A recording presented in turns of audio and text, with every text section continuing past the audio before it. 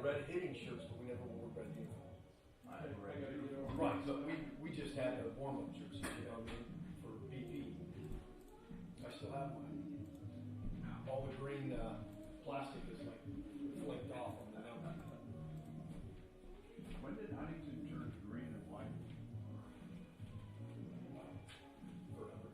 They used to be pink and beige, weren't they? I think. Red and yellow. Purple and white. Elkhart Central, weren't they? Purple and white. Gentlemen, just stand if you are able. Remove your caps as we play the national anthem.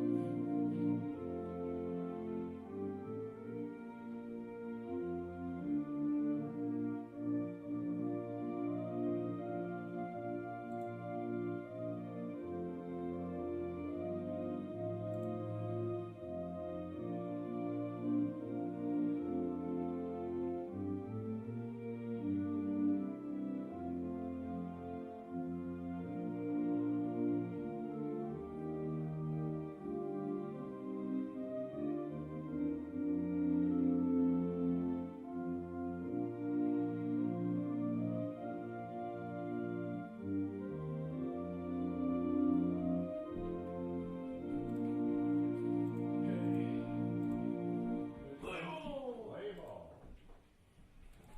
Every time they play that song, I went 0 for 4. That'd be me. Are you ready for us? Yes. Are we ready?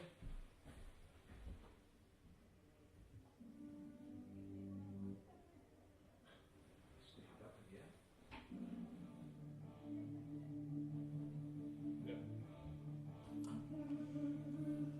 Good afternoon, ladies and gentlemen. Welcome to Forest Glen Park for the game one of a 4-game series between Huntington University and Grace College. I've got a longtime friend. I don't know if it's a longtime friend. I've known him for a while. But Mr. Tom Roy is going to help me today in the first game. Tom was an assistant coach here at Huntington a couple different times and was a head coach at Grace College for several years. Tom is retired from the ministry that he started, Unlimited Potential Incorporated. So, Tom, welcome. Hey, Coach. I don't know what I should call you, Mike or Coach. Many years ago, folks, I recruited Mike and then I left. Never saw him play an inning for me, but against me. But it's good to be here. Nice day. There's sun out, and it's not 35 degrees, probably 45. But, yeah, both these teams need to win a few games, right? Yeah, Grace College comes into today with a 13-21 record, 6-17 in the league. Huntington comes in at 16-19 overall, 11-13 in the league. So Huntington is just above Grace in the standings in the Crossroads League. The teams at the bottom are kind of similar in record. And then there's 3 teams, Huntington, Mount Vernon, and Spring Arbor, that are kind of jumbled together in the middle. So a lot can happen in these last 3 series of the year. So that a lot on the line today. Seems Taylor is like in a league of their own almost at this point with, I think, only 3 losses so far in conference, like 21-3. Yeah, as good a team as I've seen. So I looking forward to see how they do in postseason. Tyler Pappenbrock on the mound for the Foresters. Tyler is 3-4 on the year with a 5.79 ERA. Faces Maximo De Leon to lead off the game. and De Leon is out in front, 2 balls and no strikes. De Leon was an all-conference player, first team last year. He continues to have a good year. He's kind of like their igniter on this ball club. Kind of how he does is how the club does. They like to get him on base, let's just say that. He has a school record for stolen bases and all-around good brother. Comes in hitting 298 in the leadoff spot. There's a 2-1 pitch fouled off to the right side. Nice catch in the bullpen by somebody from Grace. So the count evens at 2-2. I noticed a new sign out in center field. We'll have to talk about that a little bit later as Maximo fouls one off. 2-2 pitch, yeah. Swung on and fouled over by the third base dugout. Count stays at 2-2. Yeah, if you're not doing anything, you're not watching golf or working, or come on out here today. 2-2 pitch, breaking ball in the dirt, runs the count to 3 balls and 2 strikes. Mike, you've been around this program a long time. What are the pros and the cons of the Forester team this year, in your opinion? 3-2 pitch, breaking ball, swung on and missed, like a slider in. Just inconsistent. They've had some injuries to key people that has hurt them. And I don't think they've been as good on the mound as what the talent would indicate. Okay. Some of their big horses have kind of struggled on the mound. Yeah, on paper, in years past anyway, you've had a couple of players that were conference pitchers of the year, and they're back, and you'd hope that they would dominate, but I guess that's not happening? No, it's not. It's not. Jose Ayala, I hope I'm saying that right. Yep, from Panama. Okay. 1-1 count to Jose. He comes into this day hitting .320 on the season. 1-1 pitch fouled off to the right. You know, Huntington is a tough team to coach because you never know what you're going to get. There's no consistency. And no consistency in the bullpen or in their starters. 1-2 pitch is outside, even the count at 2-2. The pitcher seems to be having a command issue, but when he needs to get that pitch, and there he comes back again, a foul ball. So are you talking inconsistency of command of the pitchers, or is it one day the pitching's on, the next day the hitting's not up? What exactly does that look like? I think especially in the bullpen, not really knowing what you're going to get out of the bullpen. Too many, as our friend Sam Riggleman used to chart, too many 3-ball counts. And foul ball again. Pitch, probably should take that back. Texaco sign off of the bullpen where all the gas comes in when you don't want that, right? It's not gas like velocity. That's it's right. Let's load the bases. That's right. I think offensively they've been better than, kind of what they expected. 2-2 pitch, looked like some kind of change-up, maybe a cutter inside. So that's the second out of the inning.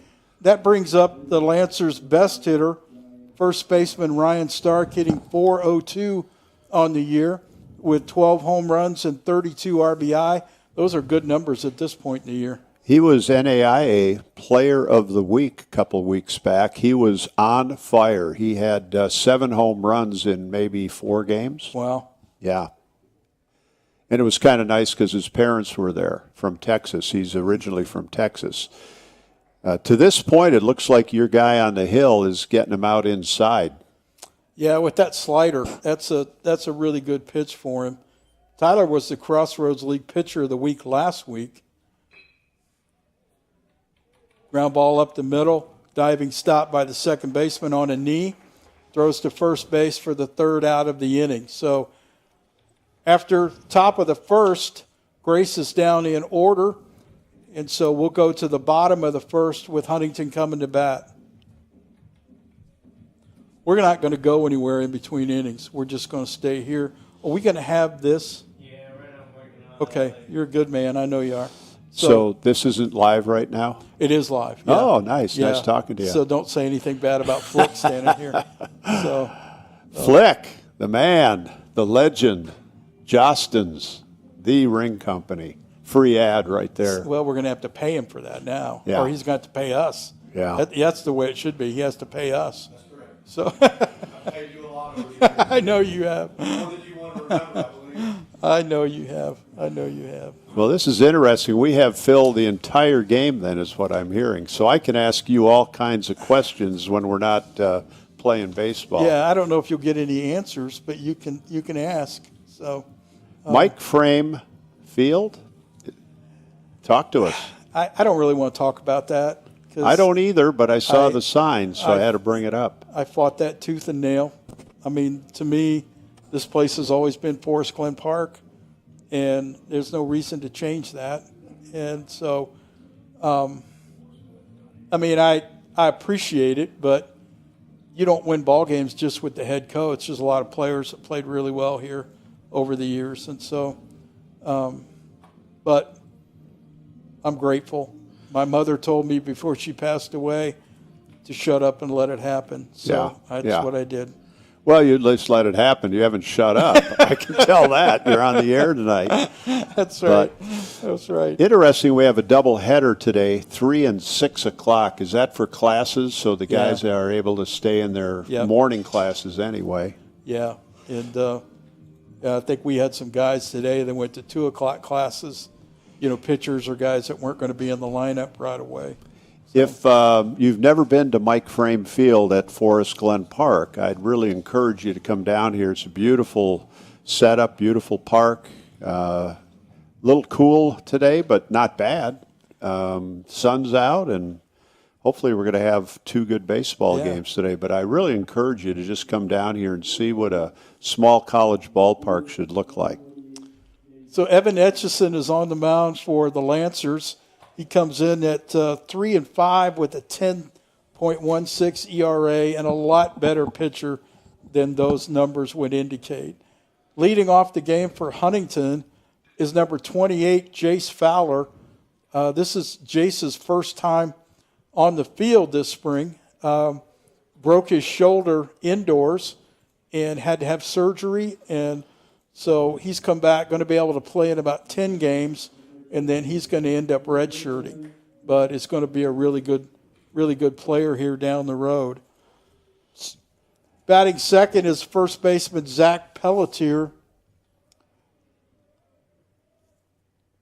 Zach has been behind the plate some and also playing some first base. Has been really hot here of late. Comes in hitting .295 on the season. First hitter flew out to center field. There's a line drive to short, knocked down, picked up, throw to first. They got him. Nice play. Short 6-3, and we have 2 up, 2 down in the bottom half of the first inning. That was hit hard, Michael. Yeah, hit the ball hard. Etch, I call him the ace of grace. He will dominate at times, and then all of a sudden there will be a big old crooked number up there. And that's been, you hit it on the head, as you said, his numbers don't reflect his ability. 2 outs here at the bottom of the first inning. That'll bring up third baseman Belden Glasgow. Belden leads Huntington in just about every offensive category, hitting .323 on the season, leads the team in home runs and RBI. Has really been a kind of a pleasant surprise, Tom. I don't know. I saw him in the fall, and I thought he would going to be a decent offensive player here, but I didn't kind of expect these numbers. Yeah, that's always nice when you have somebody show up like that. Yeah. And it's a long season, even though in college, NAIA, you play about 50 games, right? Yeah. But life happens because it's not like pro ball where you concentrate only on baseball. You have classes, you have relationships, you have all kinds of things that play into it. So it looks like he obviously has fit in pretty well here as a Forester. 3-1 pitch, line drive down the right field line, foul. Kind of got out and around it and hooked the ball down the line. Hit the ball hard. So 3 balls and 2 strikes. Here with 2 outs in the bottom of the first inning. No score yet. 3-2 pitch. Oh, he got him. I think it caught the outside corner, or at least in the umpire's idea it did. So Glasgow strikes out looking to end the bottom of the first, and that will take us to the top of the second inning. All right, Mike, since we're on here the whole time, which you said we are, right? We are, yeah. How has Huntington changed since you were a player? I'm guessing, I'm trying to think back when I was coaching here, what years that would have been, like 76 maybe? Is that when you were a freshman? I came here in the fall of 79. 79, that was, Yeah. yeah, that's right. I was here 76 to 79. How has the university changed since then? Well, I think the first thing that jumps to mind is the facilities. I mean, when I started coaching and Flick was here, you know, a lot of houses around campus that were faculty offices and things like that. So the facilities have really improved. You know, the person that started that was Gene Habecker. Had a plan for things and had a master plan and really executed it very well. So that's the first thing I think about. The people are all still real solid people. And, Great. Leading off the top of the second for Grace is Anakin Pettit, the DH. First pitch fouled off over the first base dugout. First ball player I've worked with named Anakin. What a great kid, though, I'm telling you. He got here with a ponytail, and I was going to make a T-shirt. I'm a fan again of Anakin. Then he cut the ponytail, so we stopped the shirt production. But what a great young man. Just looking at some numbers here. Pettit comes in hitting 200 on the season. Takes strike 2. Does he count 1-2, Tom? Yeah, I 2-2, believe so, okay. yep. We're working on getting some graphics here on the screen for you. 1-2 pitch is hit hard to right field, and that ball is going to go into the corner, and that's going to be a stand-up double for Pettit leading off the top of the second inning. I like how he went oppo that time. He has a lot of lightning. He's a good power hitter, actually. And the fact that he took that ball where it was pitched to the right field side is a good sign instead of pulling off of it, you know, trying to jack it out of here. So nice job there, Anakin. Especially with 2 strikes. Yeah, I mean, exactly. Pitch looked like it was up and away a little bit, a fastball, and he just went with it. This brings up the catcher, Sean Gannon.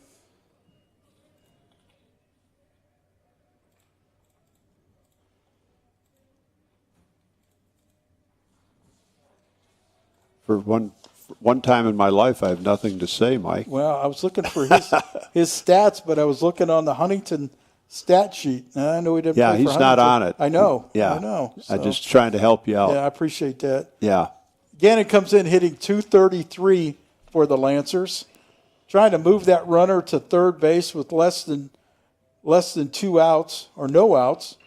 Hits the ball. He does a good job. Hits the ball to second base. That will advance the runner to third. So he's at third base with 1 out, and now Grace looks to score a run even if they don't get a base hit. So 1 out. That brings shortstop Dalton Cody to the plate. Dalton played ball in Boston, actually, for Gordon College, and he's been a great addition. Oh, my, it's a squeeze play, and he's in. They're calling him safe. First baseman fumbled the ball, and then the catcher fumbled the ball. So that'll score a run. That'll put Cody at first base with 1 out, and the Lancers are the first on the board here today in the top of the second innings. They're ahead 1-0. Brings up the second baseman, Keenan LeBlanc. Dalton Cody has, there's a shot into the gap in left center field, and that's going to be caught. Wow, circus catch out there by the left fielder, and they may double up, and they do. Cody at first base. Wow, talk about a backbreaker right there. I thought they had a double initially. Well, that's actually Fowler's first put out at the college level, diving in left field. And what a nice play. I think you're right, Tom. I thought that's a double, and that's going to score a run. Yeah. So don't think the runner at first base had bad base running. No. So Forster's made a nice play to double up Cody at first base. So going to the bottom of the second, scores Grace 1, Huntington nothing.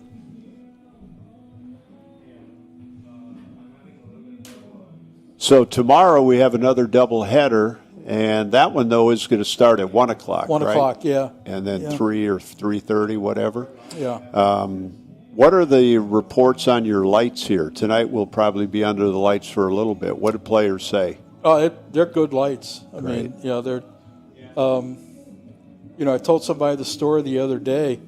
I never asked for lights.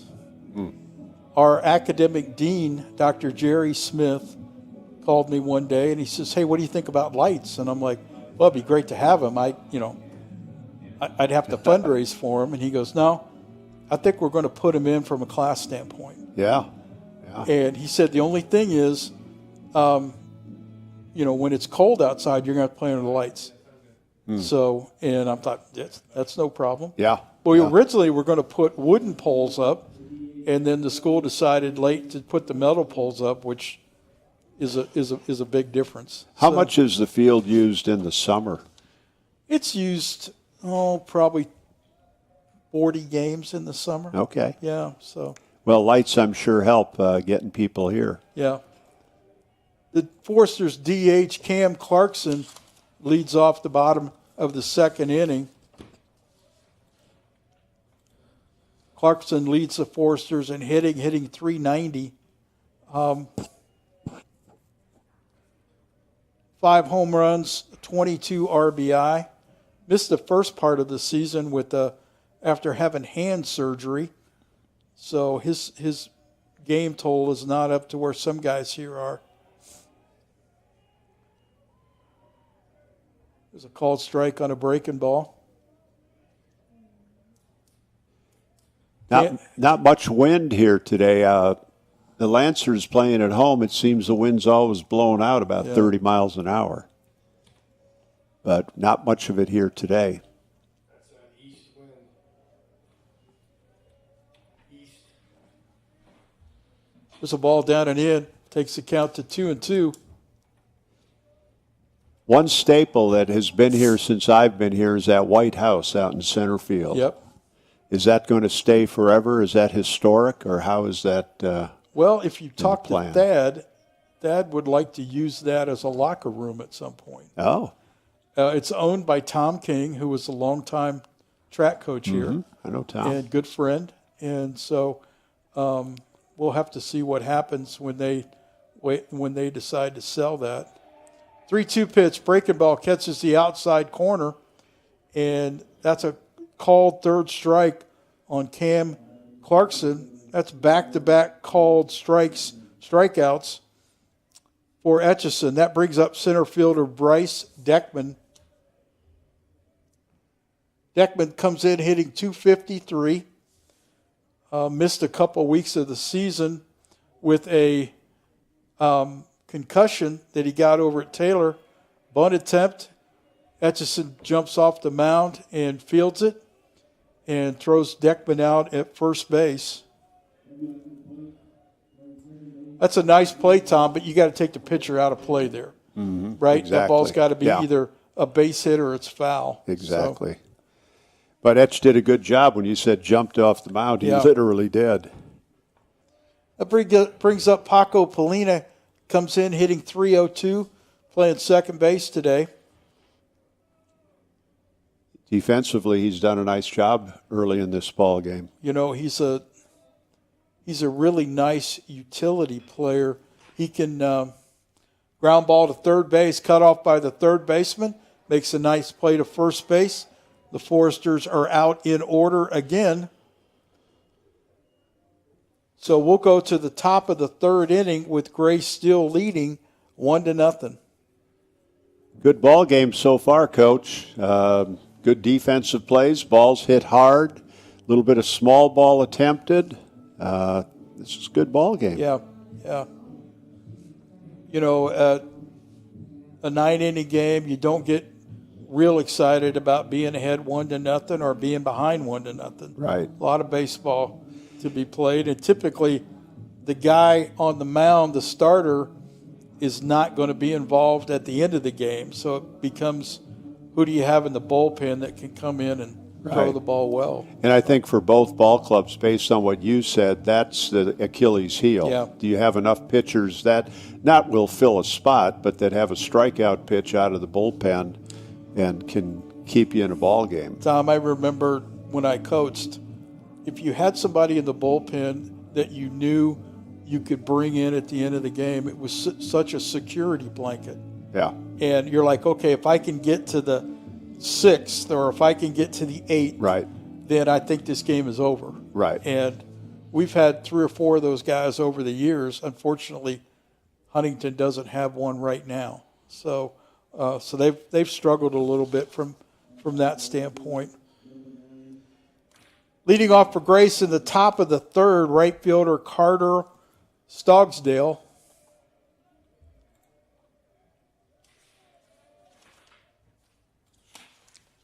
First pitch from Pappenbrock. Looks like a changeup down low. Stockdale's hitting 278 on the year and only one extra base hit. Kind of a singles hitter. Lefty on lefty, slider, swing, and a miss. He wasn't close on that one, Coach. No, he wasn't. Tyler's got a good slider if he can locate it. There it is again. A little bit outside, trying to get Stogsdill to chase that. 1 ball and 2 strikes.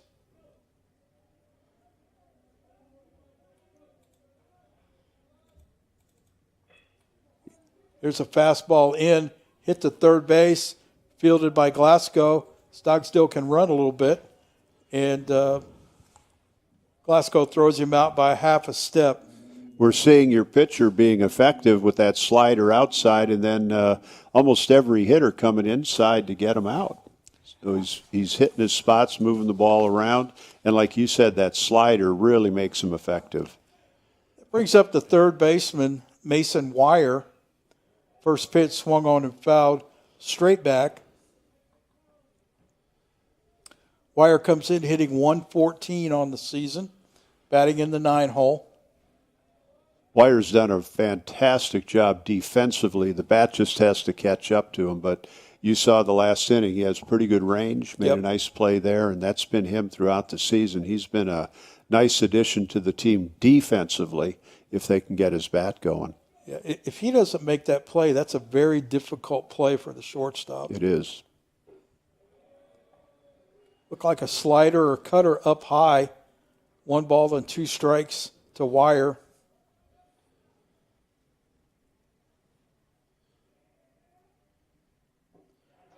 There's a slider in. Yep. Another strikeout for Pappenbrock. So what's the Forster schedule look like at the end of the year here? I know you've played Taylor already and some of the others that are in the top echelon. What do you have left? Yeah, we host Spring Arbor next weekend, and then we go to Mount Vernon to end. And as I mentioned earlier, Mount Vernon and Huntington and Spring Arbor are kind of jumbled together, maybe a game apart. Grace hosts Bethel. And then they have a series at Marion next weekend before finishing the season with Bethel. And again, just like you're saying with those 3 teams, Grace and Bethel tends to come down to the end of the year for that last slot in the playoffs. So a big series all the way through till the end again this year. And that's good, though, other than maybe Taylor. I think they've pretty much wrapped it up, haven't they? Yeah, I think I don't know if they played Indiana Wesleyan yet, but they're 4 games up on Indiana Wesleyan at this point. So I don't see Taylor, not being able to finish this thing off. Have you guys hosted the playoffs before? I know when I was here, we had the NAIA playoffs here. A couple of years ago, we hosted. Okay. And that was the controversial call that went against Huntington in the bottom of the 9th of the championship game. Yeah. That I'm still bitter about, just to be honest with you. So you don't want it back, or what? You no, want we're the going to host tournament it again? We're going to host it again. Okay. Next year it goes to Spring Arbor, and I think really? comes to Huntington after that. Yeah, Spring Arbor's have a nice facility, Yeah. full turf, lights. It's a Yep. nice facility. Yep. So, Fastest sprint to right center field, Tom, in the history of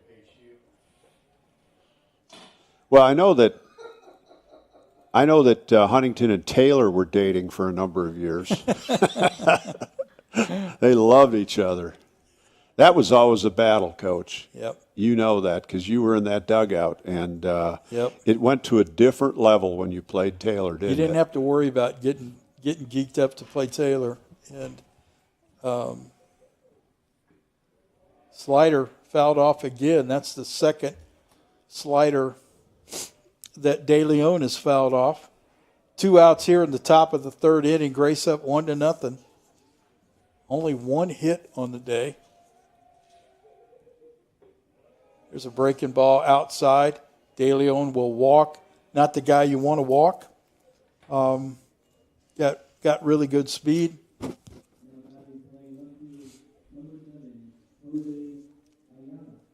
This is Jose Ayala, the left fielder for Grace. Struck out his first time up. So it's an interesting time here, Tom. De Leon can run, and we'll see how the Foresters deal with that. First pitch swung on and fouled straight back. Maximo on the year is 12 out of 14 stolen base attempts. I think he had 25 last year. There are a few games left, but see, against the left-hander, maybe a different ball game. Pickoff attempt over at first, Maximo back safely. Yeah, Grace is 56 of 73 on stolen bases this year, which is a good percentage. It is. Good percentage.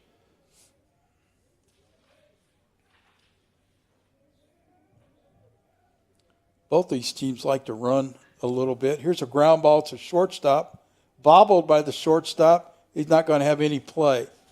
So that'll go down as an error, an E6. And unfortunately for Huntington, that brings Grace's best offensive player to the plate in Ryan Stark. Stark hit a hard ground ball up the middle in the first inning that Polina made a nice sliding backhand on, able to throw him out at first base. So It really is surprising to me that he's back in the lineup. He had MRSA, which is not a fun thing, and he recovered almost miraculously, and he played the last few games also, and just a God thing that he's back in the lineup for them. He's a big part of their obviously their offense. first pitch is fouled straight back. So Pappenbrock with the set. Runners going. Throw to third. They call him safe. Ball was dropped, Yeah, actually. dropped The the throw ball. beat him, but the ball was dropped. So now Lancers have runners at second and third. This is a big part of the game right Yep. here. I know we're going 9 innings, but a base hit here makes it pretty good advantage early for the Lancers. 2 strikes on Stark. The pitch was a strike with the runners going. Pretty aggressive baseball right there, Coach. Yeah, it was. 0-2 pitch. Swung on a miss. Looked like a slider down. That's a big strikeout in the game, Tom, as you mentioned. So the Lancers leave 2 on. Stark strikes out with runners at second and third. So we'll go to the bottom of the third with the Lancers still leading 1-0. Mike, back in the day when I was here, Anderson was a big rival of ours. Other than Taylor, who else does Huntington have marked every year as we got to get these guys? Probably Indiana Wesleyan. Yeah. Yeah. Okay. Indiana Wesleyan's program is pretty good, although they've had a just interesting turnover in coaches the last 3 years. A couple coaches have left to go to professional ball, and so it'll be interesting to see who ultimately takes the job there. I think they've got an interim there now, but he's done a good job. I mean, they've had a good season, and Jeff Pollock is a former Lancer player, and he's co-head coach, I think is the title. That's quite a jump, right? Yeah. But I guess they're having a decent season. Like you'll remember this guy played it down in Anderson, went to University of Cincinnati. Mike Early, he's the coach at Texas A&M now. Wow. Yeah. Great. So here in the bottom of the third inning, Declan Thompson leads off for the Foresters. Thompson comes in hitting .265, playing right field. Declan's done a good job. He was kind of thrown into things with the injury to Deckman and also Jace Fowler, and so he's played well. It's kind of become the everyday right fielder. Was leading off most of the time until Fowler got into the lineup today, so he's dropped down a little bit. He's ahead in the count on Etchison, 2 balls, no strikes. It's important to get for any pitcher to get ahead in the count, but there we go. Got a ball called strike, I should say, inside corner. Etch is also moving the ball around pretty nicely, changing speeds, location. The 2-1 pitch to Thompson is down and low outside. 3-1 on the leadoff hitter here in the inning, Declan Thompson. What have you seen different with the turf on the infield? Has that been a really great addition for the ball club, or how would you describe how it's changed the game? It's a 3-1 pitch, a breaking ball taken for a strike. There's just games that Thad would not have been able to play without it, and it's just a big advantage. You're okay playing 3 balls and 2 strikes to Thompson. That's a ball inside. So that's a leadoff walk to Declan Thompson here in the bottom of the third. There's spots in the outfield that are a little bit soft, a couple spots, maybe the size of a kitchen table. Okay. But you'll live with that as a coach, right? Yeah, definitely. You want to be able to play, and you can't get backed up in this league because then you're playing Monday, Friday, Saturday, and that's just a tough thing to do. Well, and that's actually where Grace is. They play Monday against Goshen, a doubleheader Tuesday against, I think it's IU South Bend, and now you're back on a Friday, Saturday again. Yeah. And that's a lot of baseball with 2 doubleheaders this weekend. Yeah, Huntington is they're going to play a doubleheader non-league on Tuesday, and yes, it's a good opportunity for some guys to throw that haven't thrown a lot, but it's also it could go bad for you. So sure, as it kind of did against Manchester, although as I mentioned, not taking anything away from Manchester, Rick has got a really, really good team, and one of my favorite people, Rick Esposito at Manchester. He's a quality man, good baseball coach, and have really enjoyed that friendship over the years. Well, that's struggling now to find the strike zone. 2 balls, no strikes. There's nobody out, runner on first base. 1-0 Lancers, bottom half of the third inning. This will be a 9-inning game. The second game's a 7-inning, correct, Coach? Yeah. That 1-0 pitch to Wheeler, he squared to bunt, pulled the bat back. I think Grace was thinking that may have been a bunt attempt, but the umpires didn't give it to him. So the rule on a bunt attempt is interesting. I don't think most people know it. We'll talk about that maybe between innings. 2-0 pitch is taken for a strike on the inside corner, 2 balls and 1 strike. The rule states that you can hold the bat out there, not pull it back, as long as you don't make an attempt towards the ball. Oh. That's what the rule says. So you could be over the plate, Yeah. and it's not a strike. Yeah. Am I wrong, Flick? Yeah, that's what. We But got most Flick people are back like, here, umpire. yeah, if you don't pull the bat back, they're going to call that an attempt. And there's a pitch clock violation on Etchison. That pitch he'll be a ball credited to Wheeler. So now the count is 3 balls and 1 strike on Ryan Wheeler, Forster's catcher. There's another discussion, Coach. What do you think about the clock? I don't really understand it because we don't have issues with the speed of the game at this level. But the NCAA's doing it. If the NCAA all jumped off a cliff together, the NAI would do it within about 3 weeks. So that's just my opinion. You asked me. That's why I ask you. I think it's kind of dumb, but this time next year we have to have a pitch clock on the scoreboard. Right. And is there one also that needs to be back here? Someone told me that even in the behind home plate there needs to be something. Could be so the players can see that, right? Mm-hmm. Could be. I don't know. 3 balls, 2 strikes on Ryan Wheeler here. Nobody out. Bottom of the third. 3-2 pitch is swung on. Fly ball to center field. Routine. Can of corn for DeLeon. 1 out. And that'll bring Cade Flores to the mound, the Forster shortstop. Let me ask you another question, Coach. Do you think torpedo bats are going to become a thing with aluminum, or do you think it's going to stay like it is in light of all the controversy and everything in the big leagues with those bowling pins now? I don't know. It'll be interesting to see. There's a throw to first base that gets away from the first baseman, so Thompson will go to second. So now he stands out at second with 1 out.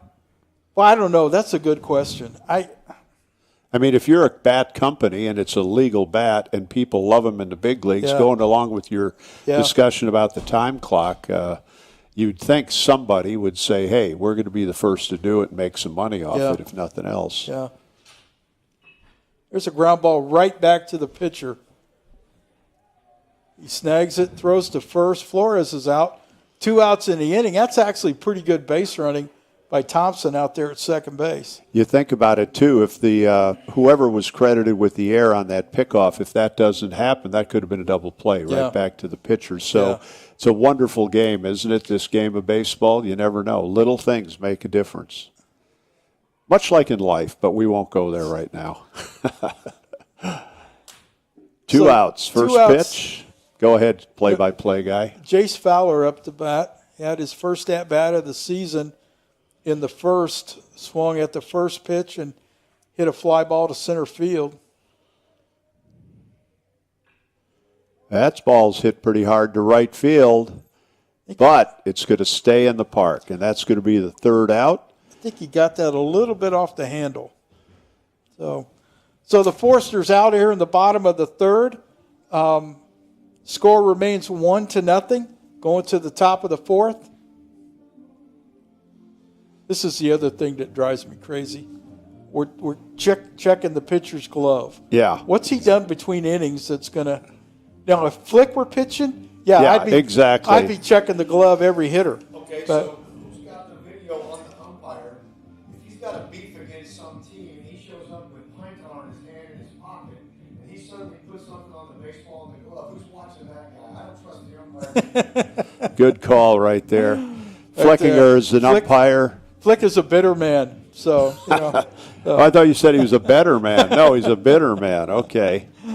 Yeah, my problem with it mainly is that umpires in this league don't do it consistently.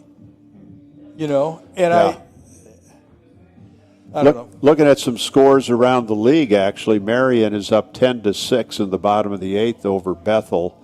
And, of course, that's a scoreboard watcher for any of the Lancer fans because, obviously, the Lancers want to win, and they'd like to get into that series with Bethel with not as much pressure. Indiana Wesleyan's up on Mount Vernon 4-0 in the top of the 6th inning. There you go again, Coach, on the teams you're talking about. And St. Francis is up 3-1 over Spring Arbor in the top of the 9th inning. So St. Francis has turned their program around from a few years back where they were kind of, let's just say, not competitive. Yeah, they've done a good job in terms of recruiting. And so leading off here is the 4-hitter for Grace, Anakin Pettit, who hit a double down the right field line in the first inning. Swings, gets a ground ball to short. Flores throws him out. Looked like Pelletier dropped the ball, but they're saying he dropped it on the transfer after the play at first. So that's 1 out here in the top of the 4th. Brings up the catcher, Sean Gannon. One other score, Coach. Goshen is at Taylor today, and in the bottom of the 3rd, Taylor 1, Goshen nothing. Another one of those scoreboard watching teams. Yeah. Goshen for the Lancers. Gannon hit a ground ball to second his first time up. Swings and misses at a breaking ball, takes the count to 1-1.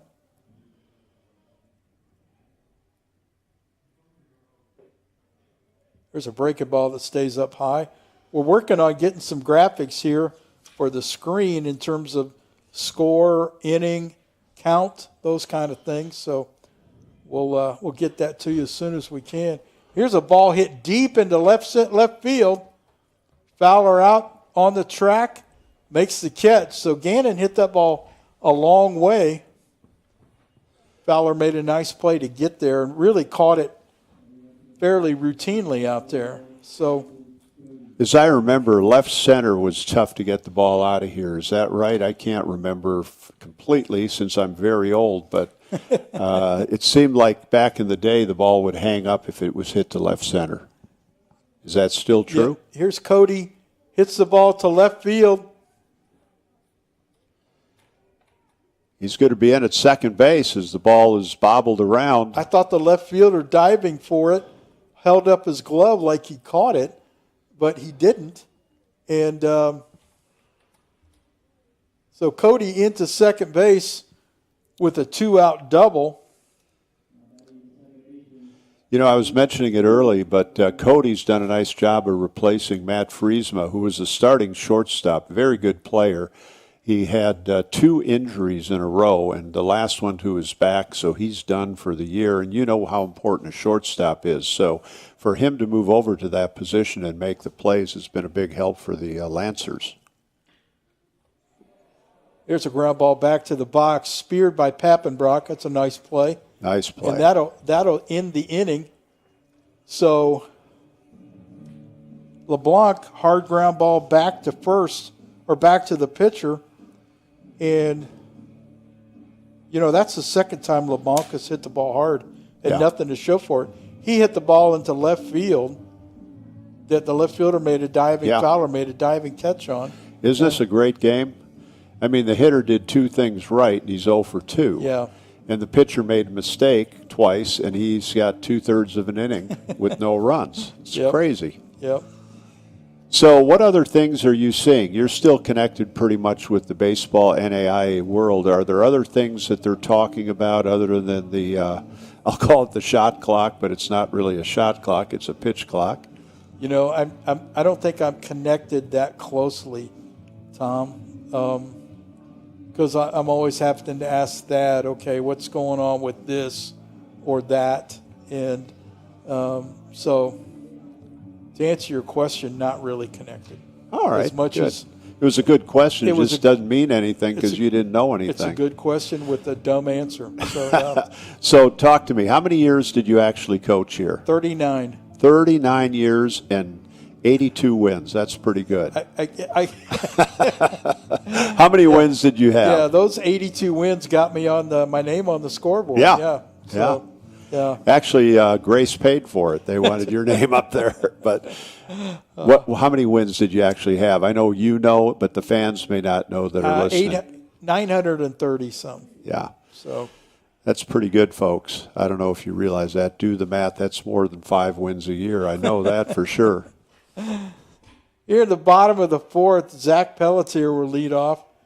Pelletier playing first base in game 1 today. He had a ground ball to shortstop first time up.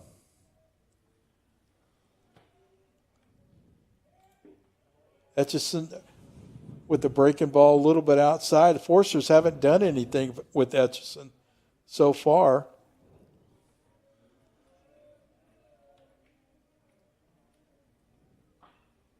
There's a line drive base hit into left field. Looked like Zach hit it off the end of the bat a little bit. Looked like it was hit harder than it was. So a leadoff single by Zach Pelletier here in the bottom of the fourth inning.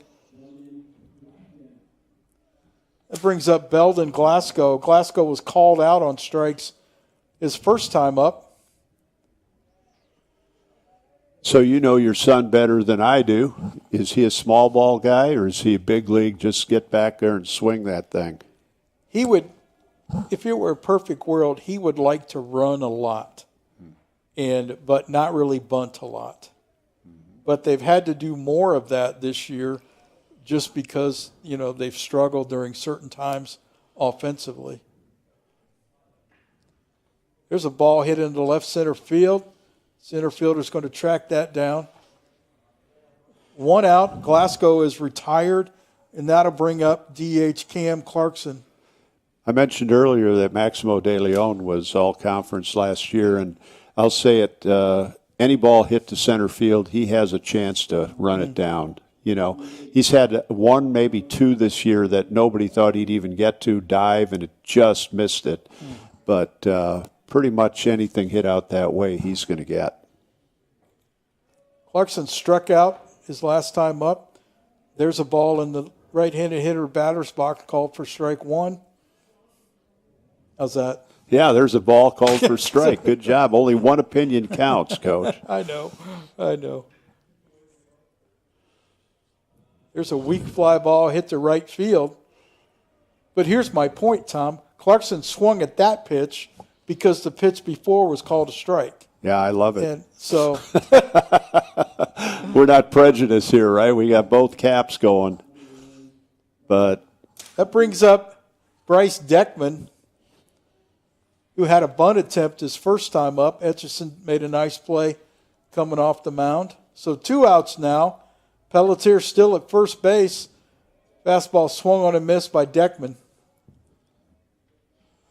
do you guys have radar? I don't see it on the scoreboard, but do you guys keep track of velocity? Yeah, there's something that they put out there in center field it's like a game tracker. Yeah, that right. That they use. Have you ever had scouts call? I know you've had a couple kids that have been scouted. Did they ever call and say game time? What did they throw? Yeah, Thad would have to answer that. I don't really know enough about that. Gotcha. I know they call and ask, when is Pappenbrock throwing?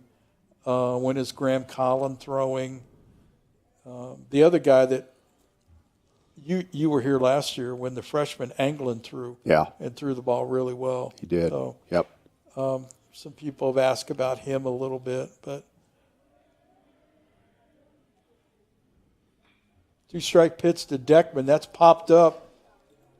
That's going to be out of play, just out of play. Stark and Gannon gave chase, but it was just over the netting. In between innings, let's talk what it's like to be a dad who has a son that takes over his spot as a head coach. It's pretty special, but I'm sure that, it's an interesting dynamic. With you have been out 39 years. You quit. You couldn't get to 40, but you gave up. That's a long time, Coach, to be in that dugout. Yeah, I just, I lost my leg the complications from COVID, and I couldn't be as active as I wanted to be. And I still find mentally I feel like I'm engaged. It's just physically I can't be as engaged as I once was. What part do you miss the most? Just the mental, putting together a team, motivating kids, trying to get a group of men collectively headed in the same direction. That's the part that I miss the most. I'm still involved in the team spiritually. Yeah.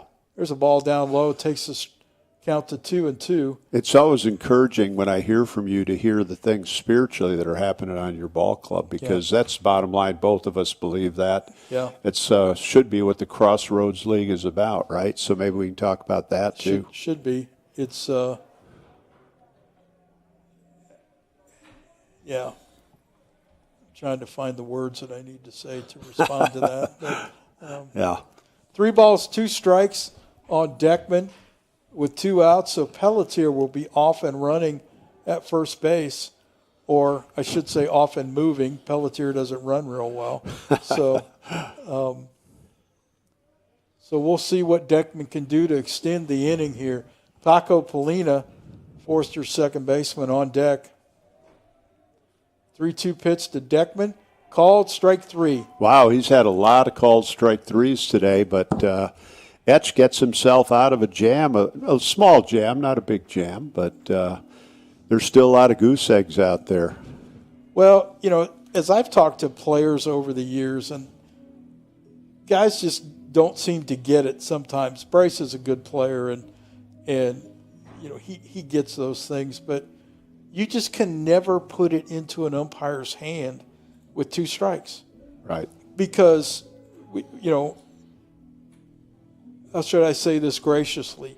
These 2 guys umpiring today, they're not at the highest level in terms of umpiring. Yeah, they're selling insurance tomorrow. Exactly. So you just can't have that. And I think that's the 3rd time today that Etchison has had a strikeout with somebody looking. And so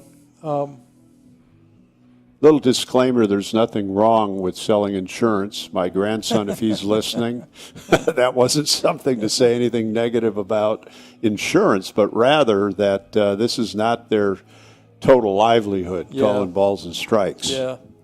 My cousin listening from Fresno, California, has got some kind of job. It's not a job, it's a company, I think deals with insurance and medical issues. Kelly, I apologize. I love you, but I don't know exactly what's going on there. But she's a faithful listener to me. Here's a bunt attempt. Pappenbrock jumps off the mound, makes a nice play, throws to first. So that's a bunt attempt by the right fielder, Carter Stogsdill. I don't think he agreed with that call. So there's a couple of them that, again, there's only one person that gets the final call. Well, that's a tough play by a left-handed pitcher. Yeah. On that side. Yep. So he did a good job. Here's the third baseman, Mason Wire. First pitch is slider for a strike. Mason, his first time up, struck out on that slider. Hitting in the 9 hole for Grace. Another slider swung on and missed. We didn't get a chance to talk in between innings. That went pretty quick, but I do want to hear your thoughts on your son taking over. Swing and a miss, strike 3. Fastball up and away. So that turns the lineup over, brings up Maximo De Leon. Struck out his first time up, walked his last time.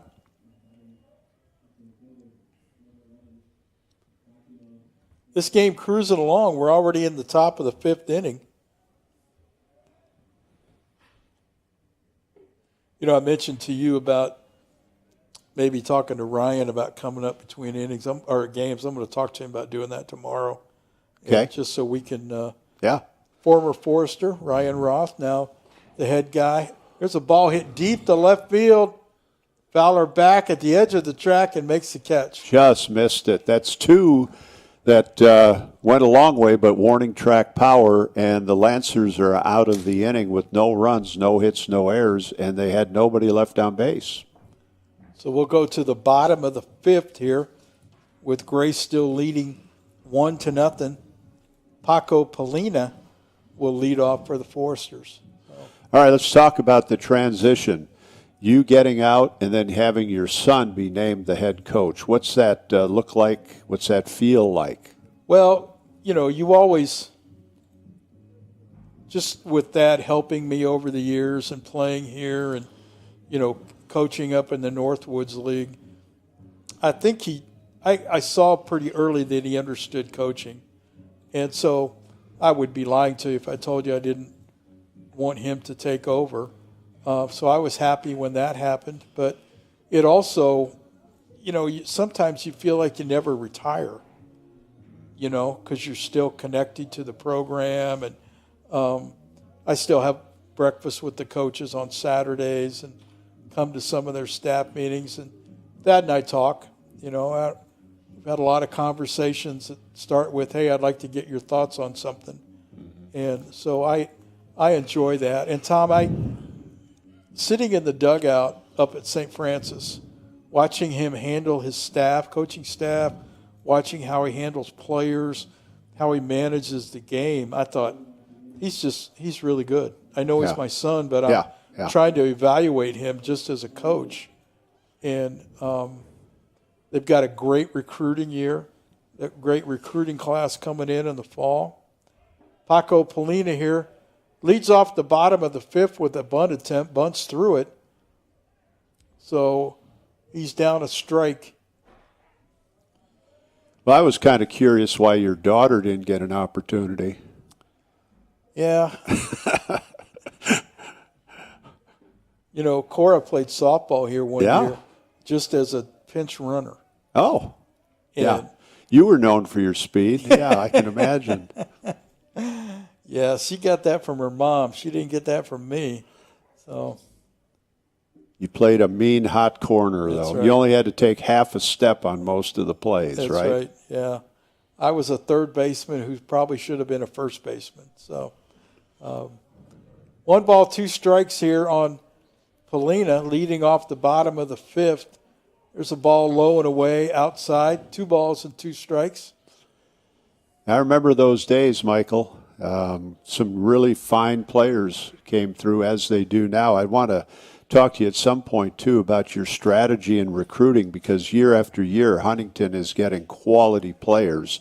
And a lot of people understand what you have to do in the dugout during the game, management, all that kind of stuff, the psychology. But recruiting's a big part of the college game. Got to do it. And, Thad has got 2 full-time assistant coaches, and they're just always recruiting. Here's a fly ball to center field. That'll be easy for DeLeon.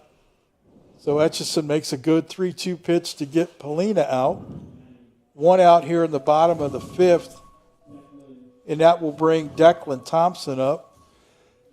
I wonder what the pitch count is. We've had a number of 3-2 pitches, especially by Etch. And both pitchers have gotten out of a couple of jams. This is a good ball game, 1-0 if you're just joining us. Lancers on top in the bottom of the fifth. There's 1 out and nobody on base. First pitch, ball 1, misses outside. Etchinson on the mound for his 5th inning today. And I would call this a pitcher's duel through 5, Michael. Yeah, Etchison, that ball's hit hard down the left field line and into the left field corner. That'll be a double for Declan Thompson. So a 1 out double here in the bottom of the fifth. And that'll bring catcher Ryan Wheeler to the plate.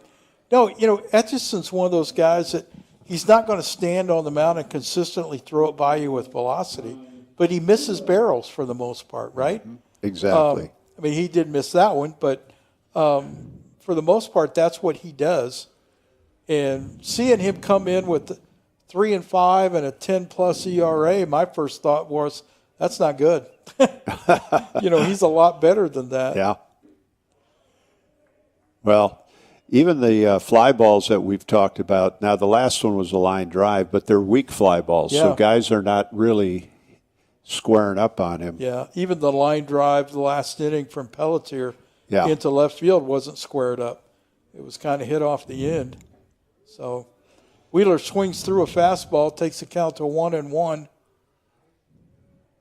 I'll tell you, Etch is a fine leader, fine young man, follower of Christ. His parents are awesome supporters of the Lancers. It's the kind of guy and family you want to have at a Christian school. There's a fly ball hit deep into right field. Stogsdale back against the wall, and he makes the catch. Makes the catch. Very nice catch by the right fielder, Stogsdale. That ball had a chance of getting out of here, Michael. That was hit pretty well. It did, yeah. Just as we're talking about how you're not barreling up, I think I'm going to stop talking about how well people are doing. Seems to jinx them. Yeah, Wheeler hit that ball well. So that'll bring up the 9-hole hitter for the Foresters, the shortstop, Cade Flores. Cade hit a ground ball back to the pitcher the first time up. Once again, a critical situation in a tight ball game. Yep. We're in the fifth now. It doesn't quite mean as much as what happened in the first and second where there were a couple of runners stranded, but those all add up, and Yep. it seems like they really do here at the end of a ball game. Fowler takes a fastball for strike 2 on the outside corner, or close to the outside corner. Close enough.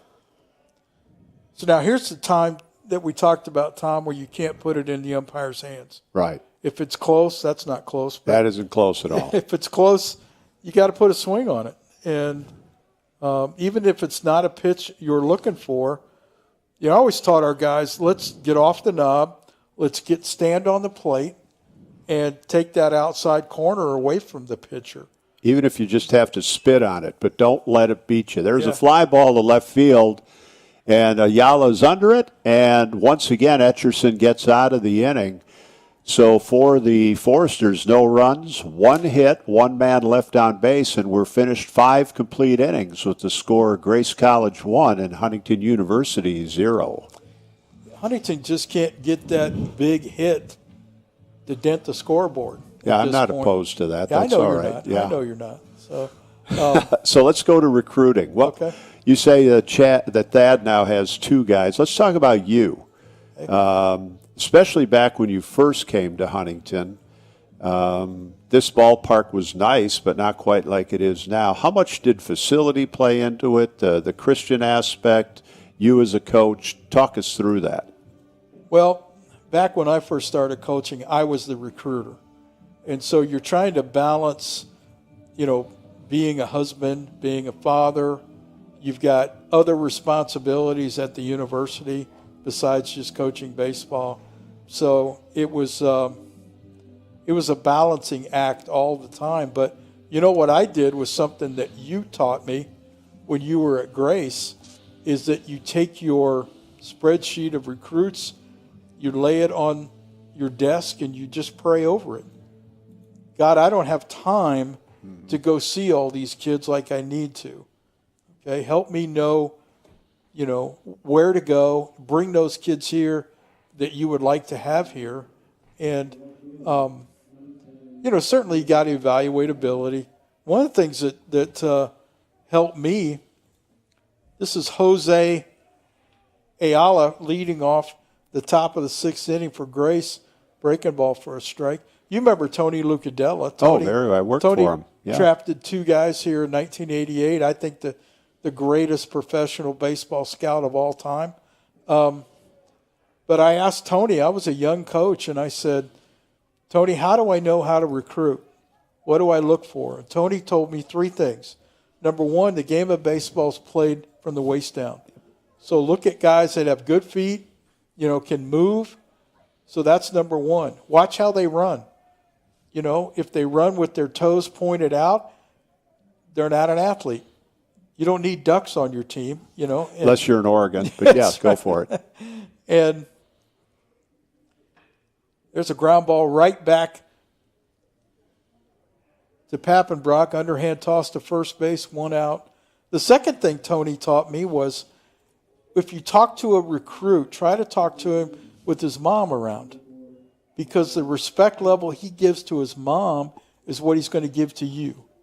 That was huge. And then the third thing he said was forget about arm angle and release point on guys. Put them in center field, fungo a ball to them and tell them you want them to throw the ball to home plate in the air. Yeah. And they will throw it with their most efficient release point. It's interesting you say that, because there was a pitcher friend of mine that was actually a left-hander and was having trouble throwing strikes, and that's exactly what his major league manager did. Put him in the outfield, said, I want you to throw 4 or 5 home. Yep. And he got back in his groove. I thought that was huge. I never really messed with arm slots after that. Ryan Stark up, the Lancers' first baseman. Stark has hit a ground ball to second base that he hit hard and struck out his last time at bat with 2 runners in scoring position with 2 outs. There's a breaking ball chopped into the third base dugout. Well, pitch count, I don't have one here in front of me. Yeah, I don't know. Yeah, you got to wonder, though, because like we were talking earlier, there have been a lot of 3-2 counts, and that ball is going to be called strike 3. The young lady on the other side of the press box that's keeping game stats, she'd be able to tell us what that. No, not her on the other side of the. So 2 outs. That'll bring Anakin Pettit to the plate.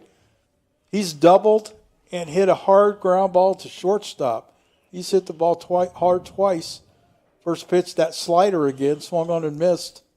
Top of the 6th inning, our question for fans, what does Anakin's dad do for a living? Probably most people will know, but let's just see. You can call us at 1-800-DON'T-CALL. So now I'm in suspense. What does he do for? Well, we're going to wait a few innings. Okay.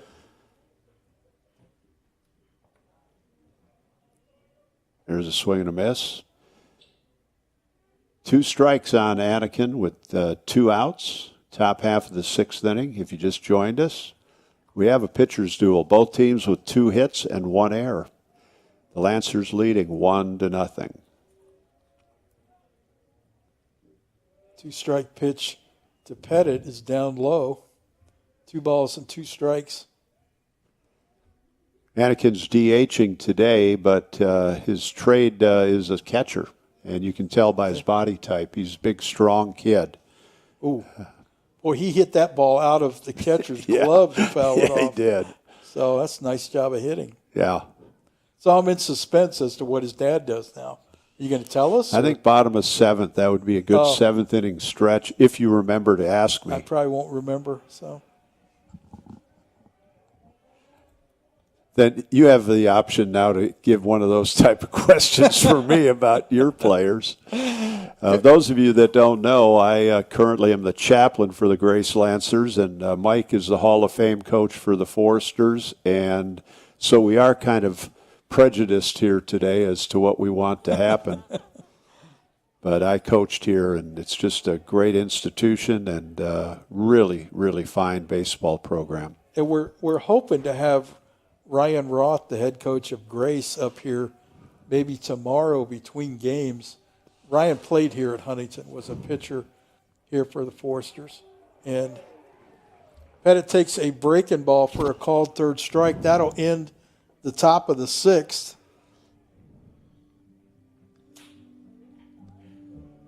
Yeah, this game, if this were a 7-inning game, it'd be about over, wouldn't it? Yeah. Yeah. And again, we saw a couple critical situations in the first 3 innings that the pitchers won for the most part. Yep. The 1 run scored on a squeeze bunt that was bobbled a little bit. So it's that kind of game that it was bobbled, and then the catcher dropped it, right, or he might have been out at the plate. Right. He still had a play on it. Yeah, no doubt. So, yeah. Oh, it's a beautiful day. At some point these trees down here are going to begin to fill in a little bit. I see the one down the right field line behind the first base dugout. It's got some buds on it. I thought about taking that tree out at one point, but it saves so many foul balls that we're gonna leave it there. Now, is that railroad track? I remember it. I remember Mark Parker hitting a few up there, but is that still in? Is that working order? No, it's been taken out. It's a walkway. Oh, okay. People can walk. They can actually walk from down where Eco Lab is. They can. It used to be Huntington Lab when you were around. Yeah.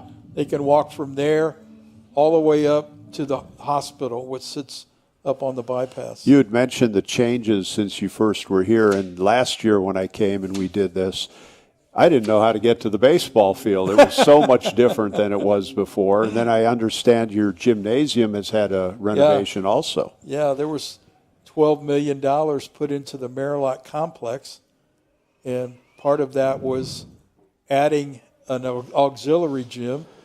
They actually turned the gym perpendicular to where it was, and did a few things in the field house, new floor in the field house. But it's a very nice facility.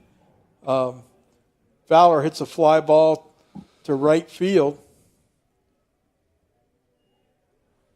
or fly ball to first base. My fault. Yeah, that was. I saw. I was watching the right fielder, and I thought, Yeah. that must have gone out of here because he wasn't moving very much. But pop out to first base, 1 out.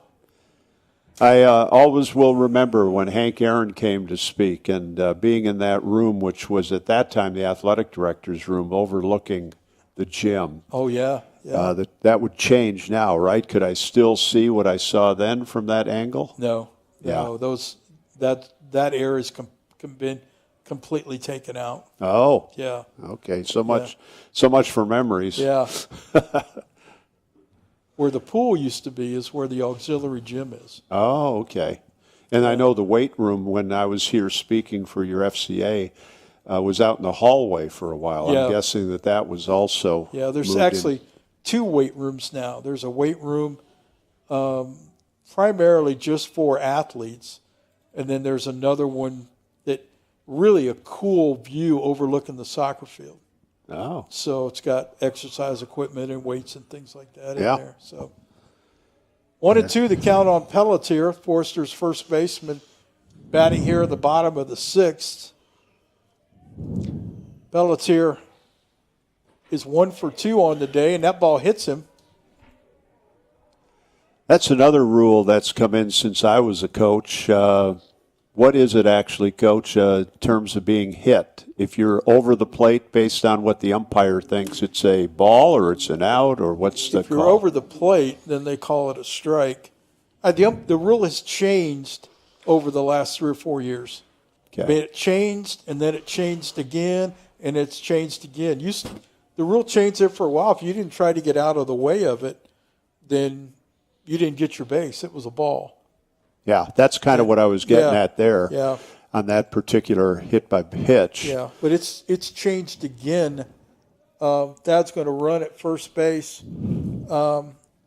with number 17, Dylan Rost. I was thinking he might do that. I'm sure Pelletier will re-enter to play first base. Dylan Rost will play some in the outfield the next game. He's a senior from the Elkhart area, runs really well. I always thought, Tom, if you're man enough to stay in the box, as long as you're in the box and take a pitch, you deserve first base. Unless it's a changeup. It's got to sting a little bit, Coach. Swinging a foul ball. This is Belden Glasgow. Belden has struggled a little bit, struck out his first time, hit a routine fly ball to center field his last time up. So I think this is a key point in the game for Huntington. They got a couple of their better hitters up. So we'll see what happens. Yeah, I'm like you, Tom. I'm kind of curious where both pitchers' pitch count is. Yeah. And I'll try to run in between innings so you don't have to answer my questions. Okay. And we'll keep them in suspense as to what Anakin's father does for a living. The guy that really is the brains behind this operation in terms of the broadcast, is Preston Husband. He'll be here for the second game today. He typically has his computer, and he can tell you, how many pitches are being thrown and all of that. Yep. And he just sent me a text message that said, "Hey, you guys sound great." He must be listening to another broadcast. Yeah, I don't know where he is. Yeah. Well, I have heard, this is just a rumor, that you guys do a really nice job. Serious. And I wish the conference had a little more level playing ground on their live streams, right? Yeah. There are some schools that it's really bad. Yeah. And I honestly think when we have all the cameras here, like tomorrow we'll have multiple cameras, I think this is the best in the league. I think it's the best in some ways in the Midwest for any school. So, well, Lancer fans and parents in particular, it's been a rough year because they tore down the press box to build a new one. They poured concrete yesterday, and it's getting ready, but they tore out the electricity when they did that. So there's no PA, there's no announcements, a generator to run the scoreboard, which is an interesting dynamic. Listening to that, it was kind of interesting. One game we were down in the 8th inning, and the generator ran out of gas, and the scoreboard went blank, and I stood up. Yes, we tied. But hopefully that'll be remedied next year. And that field at Grace is named after you. Roy UPI Field, right? Yeah. Yeah. Yep. Oh, okay. Bring it up about me, but I bring it up about you, and you're like, I don't stick it in your face like you did to me right here. It's right in front of us. So. Look, you can read that, fans. It says that right out there. There's a check swing called strike 3, but your designated runner, your pinch runner, slides in safe at second base. So here we are again in a critical situation with 2 outs and a runner at second base. Yeah, Ross going on the pitch, and Glasgow was fooled, kind of a check swing strikeout. So this will bring up Cam Clarkson, Forrester's DH. He went after a pitch that might have been a little outside and tried to pull it. That's kind of an interesting swing right there, Coach. Well, I might be wrong. I probably am, but I just think that first strike called to him his last at-bat, which was in the other batter's box, has affected him. He's like, I've got to go get that pitch. Now, the thing is, I don't have to go get that pitch first pitch of the at-bat. Exactly. So Cam has got unlimited power. Let's see if that is some foreshadowing right there. Well, I hope not. I probably just jinxed him. Pick off at second base. Rost is back. Lancer's trying to keep that runner at second base close. That would be the tying run here in the bottom of the 6th inning. 9-inning ball game. Second game will go 7 innings unless it goes extra innings. There's a pitch down in the dirt, blocked by the catcher. Now you can't say down in the dirt. Now you got to say down. Oh, in the down turf. Down in the turf. The tire. The tires. The rubber. Down in the rubber. The ground up tires. Yeah. That's right. Right in the tread there. The ball was in the tread. It's a fly ball hit into left field. Easy play for the left fielder. So Etchison shuts the Foresters down again. So we'll go to the 7th inning with the score still Huntington trailing the Lancers 1-0. Mike, I'm going to go in the other room and find out what that pitch count is, okay? I'm going to lock the door when you leave. Yeah.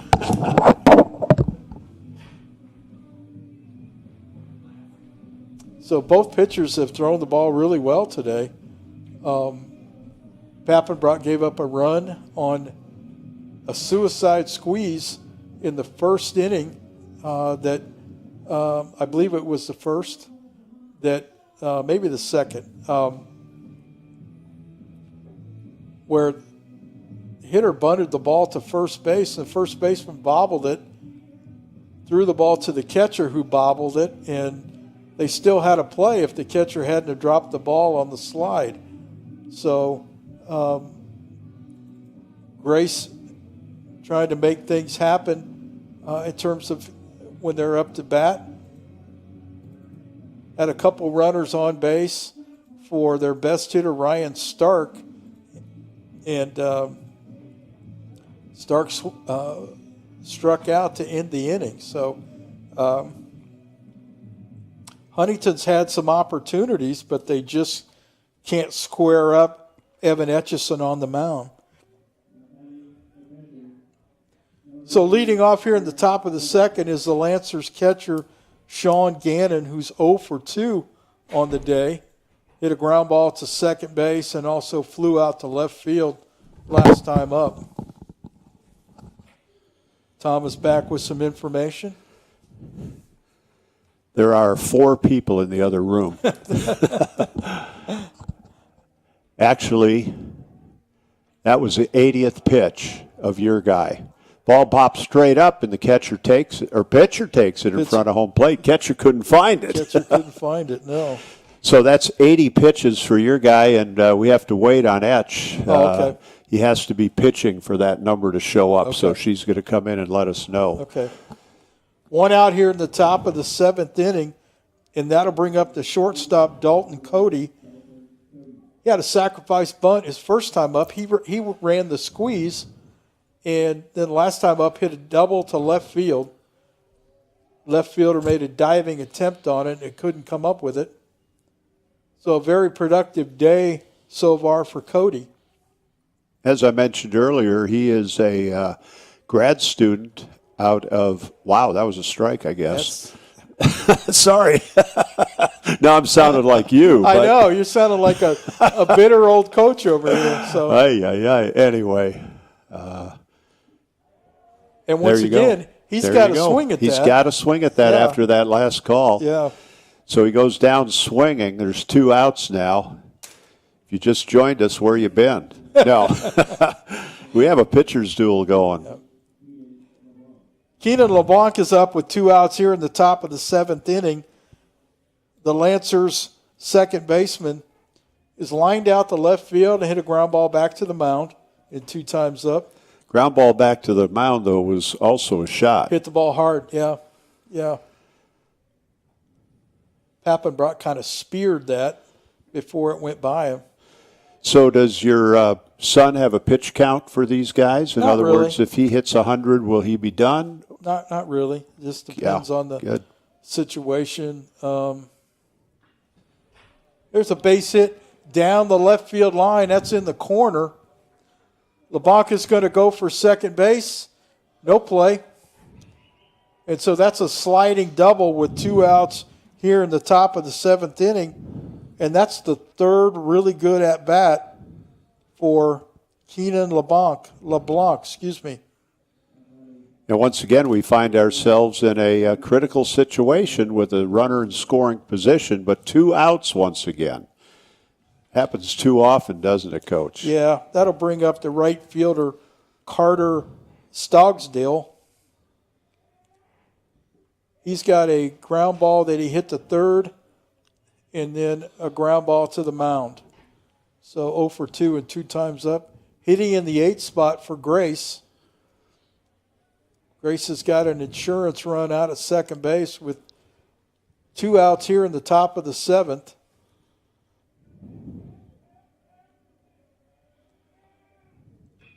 Ground ball back to the mound. Speared by Pappenbrock. Underhand toss to first base. Almost threw it over his head. But that'll be the 3rd out of the inning. So we'll go to the bottom of the 7th with the score 1-0 Grace. You know, I don't know that 1 run will win this game, but 2 runs might. Yeah. And well, right now 1 would. Yeah. But it's time for our answer. Hang on, we've got this young lady. Oh, we've got a pitch count. 81 for Etch, 88 for Papelbaum. So they're kind of similar. Yeah. Pap has thrown an extra inning or 1 more inning than Etchison has. So, Yeah. All right, as I release the occupation Uh-oh. of Anakin's father, we're going to do this as a little game between you and me. The first letter of his profession starts with the letter E. Dun, dun, dun, dun, dun, dun, dun. Dun, dun, dun, dun, I dun. got nothing for you. Okay. I'm not a very good speller. L. E-L? He's an electrician. Yes. Okay. Bingo. He got it. And for that, you win absolutely nothing. Absolutely nothing. A chance to talk baseball for another 2 or 3 innings here. If this goes extra, which it could, by the way. Oh, yeah. The good news is you have lights, which is really a nice feature. Yeah. You know, as I've thought that through, the teams you mentioned as contenders almost all have turf and lights. Yeah. Yeah. That's crazy. I mean, is that a message, or is it just happenstance that that's the case? Well, I don't know. That's a good question. Bryce Deckman leading off here in the bottom of the 7th inning for the Foresters. He's had a bunt attempt thrown out by Etchison and a strikeout his last time up. Well, certainly lights and turf lead to the ability. There's a ball popped up on the first base side. That will be caught by the first baseman, Stark. That was a circus catch, but shouldn't have been. But it's an out. So we have one out here in the bottom half of the 7th inning. Etchison on the hill. That'll bring up Paco Polina. Let's call him Paco, right? Or did you say Taco? Paco. What's the issue here?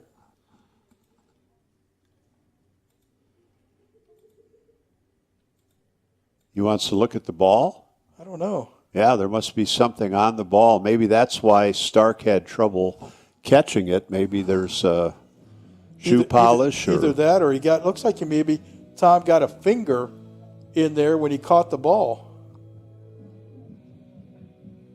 And Well, they're throwing the ball out. He's walking to the dugout. Wonder if it cut his finger in some way. He got some blood on the ball. Ah. So who is that's injured over there? That's the first baseman, Stark. That's why he kind of bobbled. Isn't Stark out there, number 4? No, I think that's number 1. Number 1, that's, I bet while they were throwing the ball around, something happened because number 1 was not, the shortstop was not involved. That's all Grace needs. Right. Is to Stark lose the is out by the shortstop. mound, isn't he? Is that number 4 out by the mound? 4 is Stark, first baseman. Okay, so it wouldn't have been the first baseman. You know, as a Lancer fan, let's hope that Dalton Cody is not injured and out of the game. We have to just wait and see. Coach Roth is talking to the umpire right now. Possibly that could be just like you mentioned, a cut finger, and they're putting Band-Aid on it or something. But looks like somebody's throwing there on the side for Grace. I believe there's still a blood policy, Tom, where somebody gets cut or has blood on them, you can actually take them out to fix that, and they can go back in, and you don't lose somebody there in the substitution. Yeah, Coach Roth now down on his knees over there, crouched down, talking to the trainer. I just have to tell you, it's a pretty valuable position, shortstop. Yeah. And since he is their backup, I don't know how much depth they have at that position. Yeah. And in a close ball game like this, that could be a detriment. But we've slowed it down now. There's one out in the bottom of the 7th inning. And Lancers 1-0. Hope you'll stay for the second broadcast. I will be out of here, and that will probably increase the fan base. But yeah, I think you're probably right on that. Are you going to do an autograph session this next game? I think or not? tomorrow. Tomorrow. I'll do it tomorrow. Yeah. So if you bring your ball hats out here, baseballs, frying pans, anything, Mike Frame will sign them in front of the big sign that has his name out in center field. Please stop. It's awesome. Must be 39 years. You played here for 9, I think, so that's a total of 48. You always had trouble with that biology class. That's Could right. never get through. That's What was right. your major, by the way? Business. Oh, we got a guy with a backpack. Either that's an astronaut that just came in or a parachutist or a medic. I'm going to go medic. That's a little more involved than I think. Yeah, this is taking some time. Yeah. Coach Roth now out talking to the first base coach, or first base umpire, sorry. Not something you want to happen to anybody or any time, but at this time of the ball game, it's an interesting happening. Especially when you're throwing the ball around after an out. Right. He did not catch the pop-up. Yeah. That's what I thought initially. It was because the first baseman kind of bobbled it a little bit.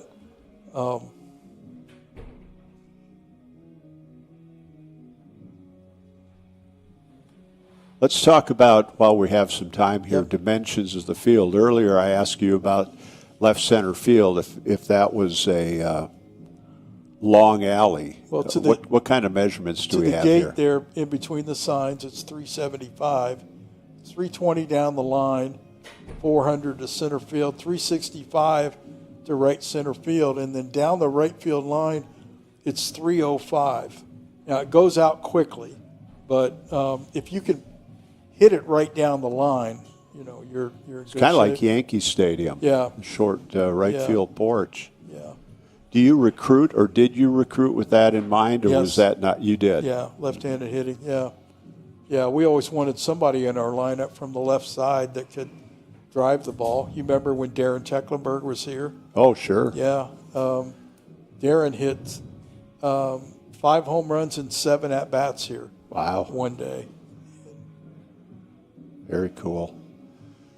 Let's go back to recruiting. You gave us some great information that Tony had shared with you. What about for pitchers? What do you look for, or what did you look for? And has Thad looked for the same thing? Is it, you know, right now everybody's in love with velocity. I don't remember that back in the day.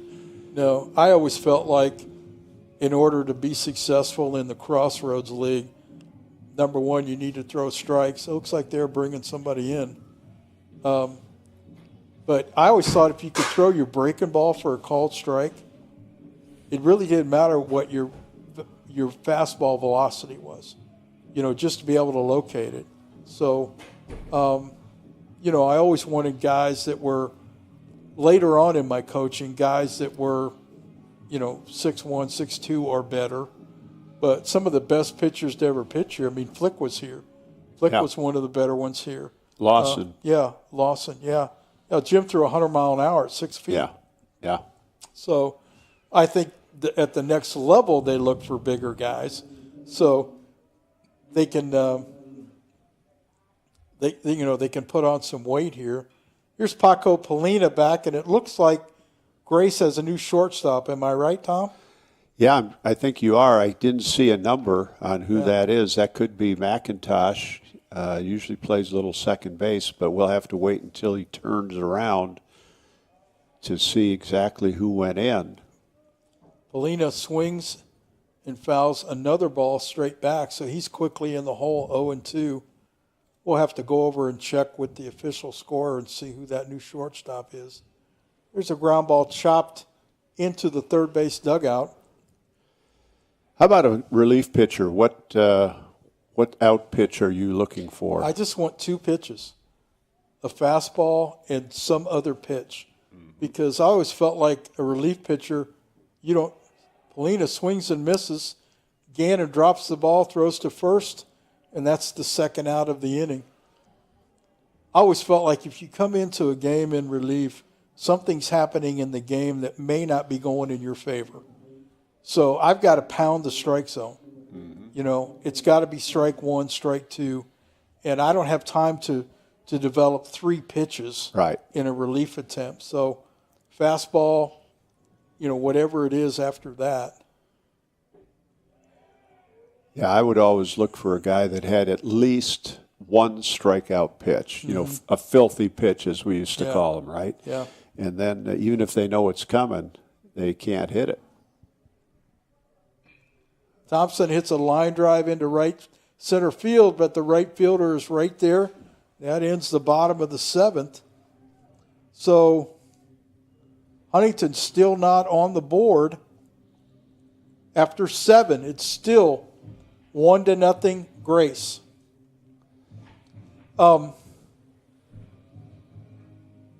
Yeah, as I talked to you earlier, it was always nice to have one of those guys in relief that you knew if I brought him into the game is going to be over. Yeah. You know, it's kind of like having that in your back pocket to kind of rely on a little bit. And we've had some of those guys. I remember you telling me about taking maybe your worst pitcher or a young man who may not see the mound a lot, especially early in his career, and drop him down and make him a submariner. Because something different. Yeah, guys at this level don't see that very often. Right. And that's not what everybody would do, but I remember Jeff Good. I don't know if you played with Jeff. I didn't play with Jeff, but I know him, yeah. Left-hander, didn't throw hard, but had good command.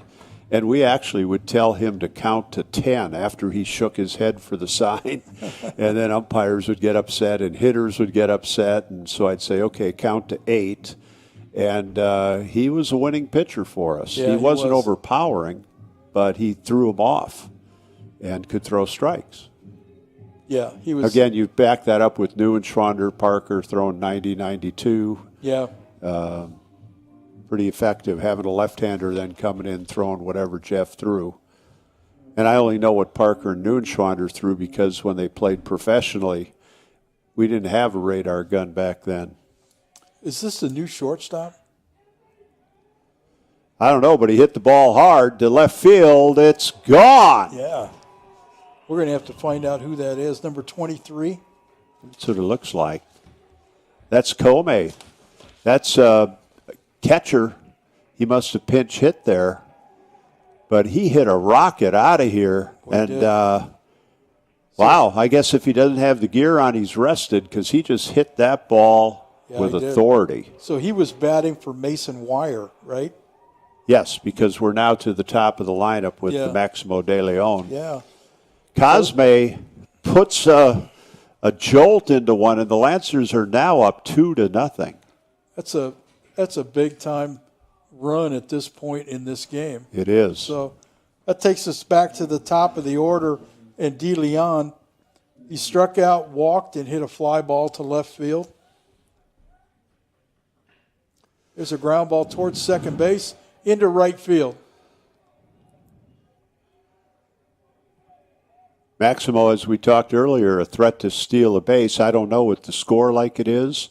And like I mentioned, a left-hander out there if that'll happen, but there's nobody out. So you have to feel that there might be some small ball right here with the number 2 hitter up. Yeah, I agree with you. And we're going to have a timeout. Catcher runs out to talk to the pitcher.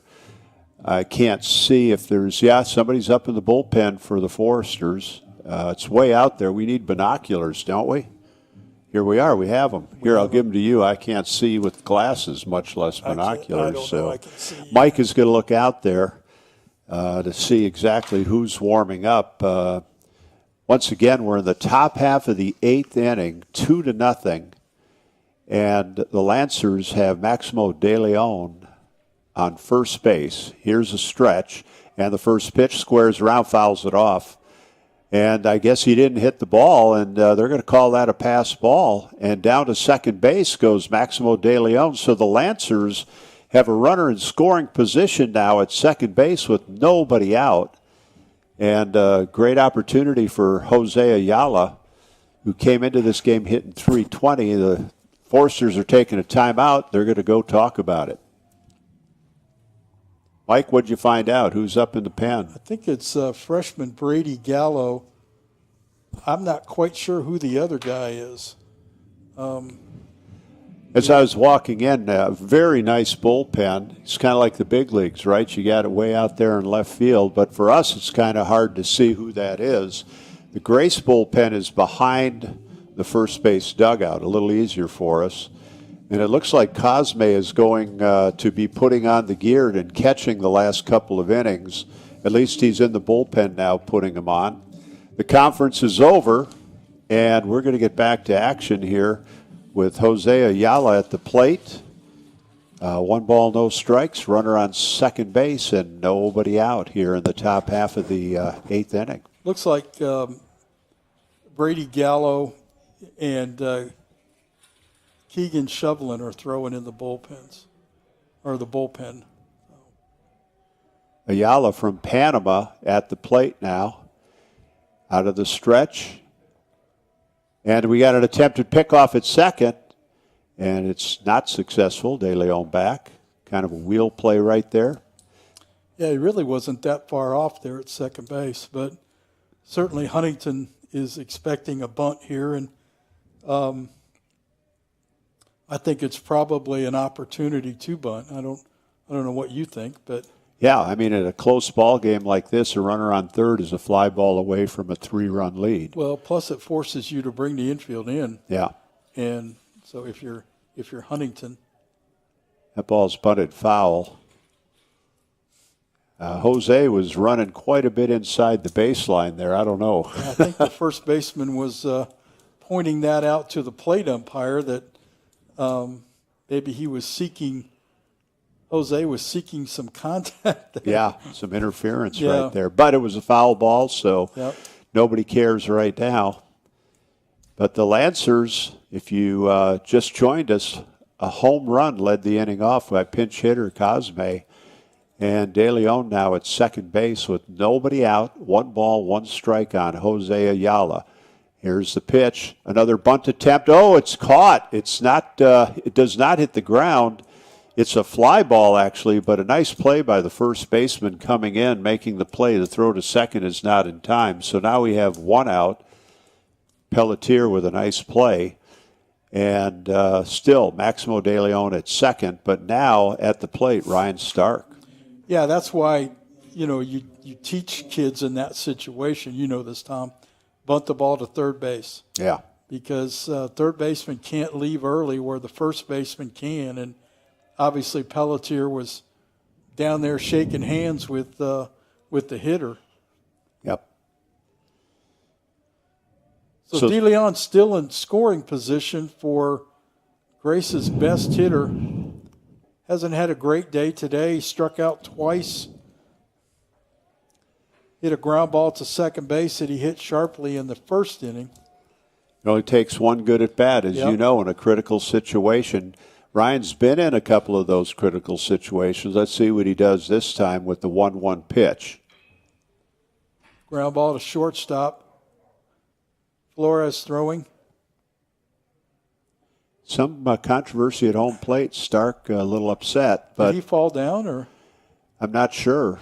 He pointed, but he's not arguing anything. So it's up to Anakin now, whose father is an electrician. That's a right. very important historical fact. We found that out in the top of the inning. No, bottom of 7 was our inning when we was did it? that. Okay. Yeah. All right. People were waiting with bated breath. I don't know what that means, I but don't know. I've heard it before. There's a fly ball hit down the right field line. That's out of play. Anakin kind of fooled me there. He took off running to first base, and I thought that must be in play, but it wasn't. So he's down a strike to Pappenbrock here at the top of the 8th inning. Grace leading 2-0 at this point. There's a ball inside that's going to get past the catcher. And De Leon down to third. They're saying that hit Pettit. Oh, so now that they're going to send Maximo back to second base. Yep. That may actually be a blessing for the Foresters. Maybe that a little happened. bit of a break there, yeah. That'll bring up Sean Gannon. We have a pitcher's duel, and Mike, I had lunch with a very good pitcher from Huntington, Phil Wiley, today. Oh. What a man. What a man. He pitched for me at Grace and really, really good. Knew how to pitch. Yeah. As we were talking about pitching earlier. And his son played, we got a pinch runner at first base. Not quite sure who that is. I can't see him from here. Where's my binoculars? Had a son that played professionally. Cardinals. In Brett Wiley. He's good friends with Thad. Yeah, we had some Mexican food. So far, you're not having to worry about that. Yeah, but that does concern me. I can't see the number at first base. It's 1 something. So well, there is a human there. We know that for sure. That's Here's a right. stretch and the pitch. Takes the ball for a strike outside and now down 0-2 in the count. Critical situation. Sean Gannon at the plate. I think Pappenbrock got a call there. Yeah, I think you're right. So Stretch. And the pitch. There's a swing and a ground ball to short. Shortstop over to second base. Fielder's choice, and that's going to be it. So the Lancers get 1 run on a home run. The leadoff hitter, Cosme, with a home run. 2 men left on base. No errors in that inning. And we move to the bottom half of the 8th inning with the score, the Lancers 2, the Foresters nothing. this game's getting late early. Who said that? Yeah, that sounds like That's a yogiism Yogi, right there. yeah. So are there any Framerisms? I mean, would people say, when Coach Frame was here, if I were at an alumni gathering and I asked people, what might they say about you? They would say, sometimes Coach Frame, before the game started, would say stupid things like, it's too windy to haul rocks. Ah, We didn't come here to paint. yeah. You know, just dumb things like that. The reality is, though, we did come for both when I was coaching here because we did all the maintenance on the field. Jim Wilson, what a great man right there. One of the early coaches here. The summer before my senior year, the college had not named a coach yet because Jim had retired a couple of years earlier. And I stayed here in the summer, and I worked at Target. And I was thinking about going into their manager training program. But I would come down here after work at Target and work on the field. Yeah. And never knowing that this is what I was going to do with my life someday. So, Well, and a shout out to Jim Wilson, who really started this whole thing. Is that a fair statement? I don't know who coached before him. And I had a question for you because the other day somebody asked me, who was in between Coach Wilson and you? And I said, I thought there were a couple of different coaches for short times. Is that true? there were 5 coaches in 5 years. Wow. So you got Jim Wilson. Then you had Fred Vonderlog, who was the coach here my junior year. There's And a then strike. You had Tim McKinnon, who was here my senior year. One of the best coaches I've ever played for. And then after I left, there was a guy named Mike Reese who coached here.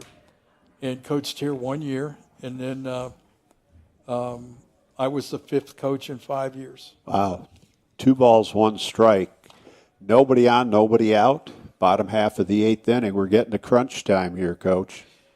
Yeah. Stretch by Etcherson and the pitch. Swing and a ground ball to short. Ball picked up, throw to first. He's out. 6-3. 1 out, bottom of the 8th inning.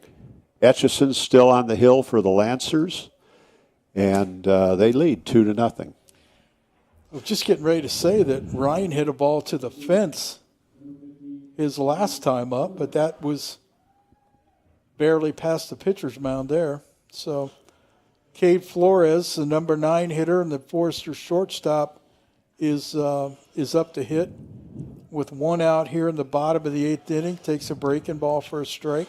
De Leon playing in pretty well. They're taking away the single, it looks like, on a blooper or something. He's not really playing very deep in center field.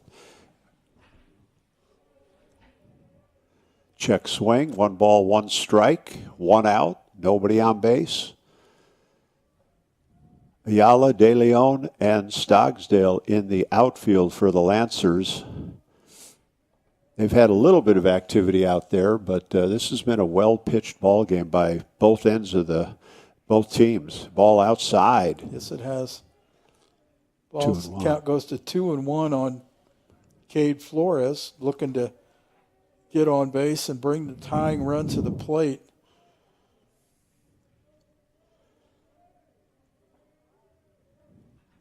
Here's a stretch and the pitch. That looks like a called strike, too. What else needs to happen at this ballpark, or are you pretty much done here? Because it's a beautiful facility. The right field fence has got to be replaced. The There entire? are several places it's about to fall into the creek out there. Okay. And that's something that the school is looking to do. I think Thad would love to have turf in the outfield as well as the infield, but I don't know if that's on the horizon anytime soon. But, you know, you always got to be looking for ways to improve your facility, right? Yeah, exactly. And so Cade hits a line drive base hit to left field, so that indeed brings a tying run to the plate in the person of Jace Fowler. Jace is 0 for 3 on the day. Coach Roth is going to make a visit to the mound, and Grace has their closer up in the bullpen. Schumacher is throwing. 2-0. There's one out and a runner on first base. By the way, while you were talking, that was a nice bit of hitting right there. He went opposite way with it and hit it hard the opposite way. That was not a bloop. That was hit pretty hard. So they're making a change here. Etchison, what a ball game. Beautiful job by the senior, or the grad student, I should say. That's the crazy thing, too. You have fifth-year guys and sixth-year guys. And so can you see a number of who they're bringing in here? well, I think it's going to be Schumacher, who's their closer, but maybe it's a little too early for him. No, they're bringing in a left-hander. This is Hernandez, probably. Oh, okay. I don't know. Wait a minute. Oh, no, that's Parker Newby, the left-hander that I was telling you about from Toledo. Okay. So they're bringing in Parker Newby today for this eighth inning. Newby is 3-3 with the 6.65 ERA. But Huntington does have 3 out of the next 4 hitters are left-handed. So, Well, I think we both agree that Etchison pitched a whale of a game. boy, he certainly did, yeah. And at some level, too, he cannot get a loss. So, you know, as a pitcher, you like that when you, I mean, you don't ever like, hopefully, coming out of the game. But there aren't 3 guys on or 2 guys on. And they've put it in the hands of Parker Newby, left-hander. And let's see what happens. He's been in this role before as kind of the setup man. I mentioned earlier he pitched 6 innings, a 1-hit ball. He was Crosswords League Pitcher of the Week also one week. Okay. So there's some talent out there, and we're seeing it today from both teams, right? Not as much hitting as they'd want. But the Lancers now in a position, they're in the ball game, let's just say that way. Yeah. Yeah, this game could go either way at this point. How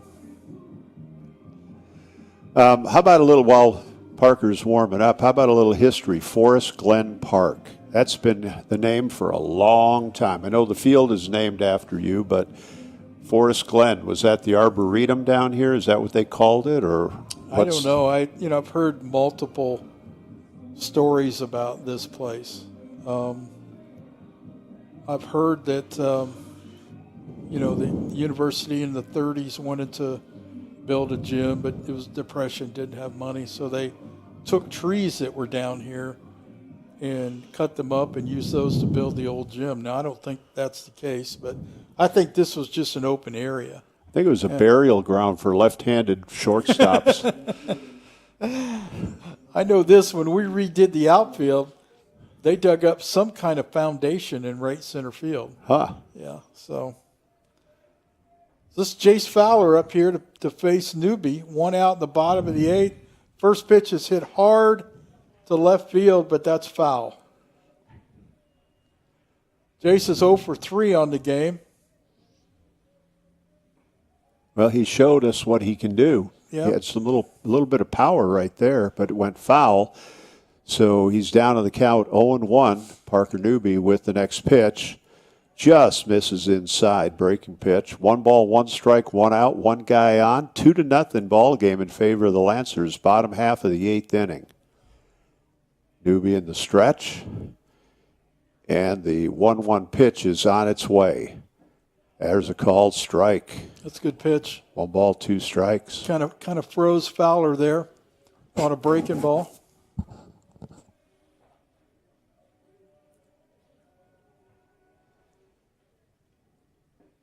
Nice pitch by Parker Newby. Went inside that time and kind of handcuffed him. Called third strike. So now there are 2 outs with a runner on first base. That'll bring Pelletier to the plate. Pelletier was hit by a pitch his last time up, had a base hit and a ground ball to short earlier. There's a ball hit down the left field line, looked like some kind of off-speed pitch.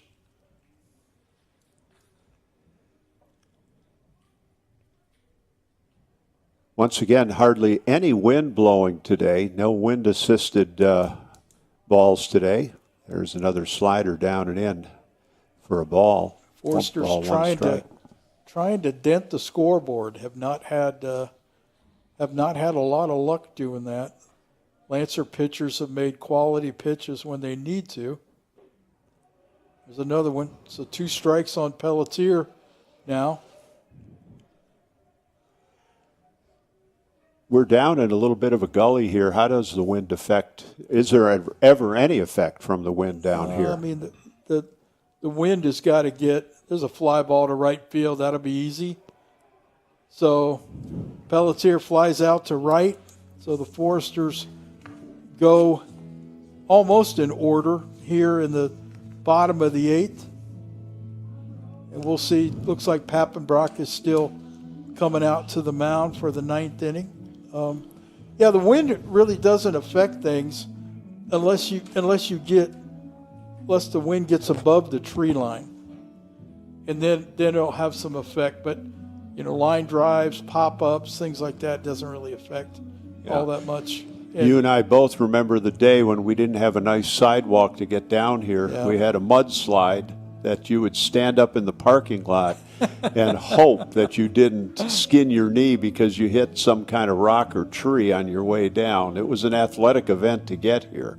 the incline coming down is still there. I think we should have a contest, you and I, going down, but you would be the fastest one-legged guy, and I would finish third in a race with a pregnant woman down there. But I think that that would be something, maybe bring the fans out. Maybe next year. We actually had an elderly lady down here one year watching a game, and after the game I looked up, and she was going up the hill to the parking lot behind the third base dugout. Huh. And I'm like, what are you doing? She remembered the day. I guess, yeah.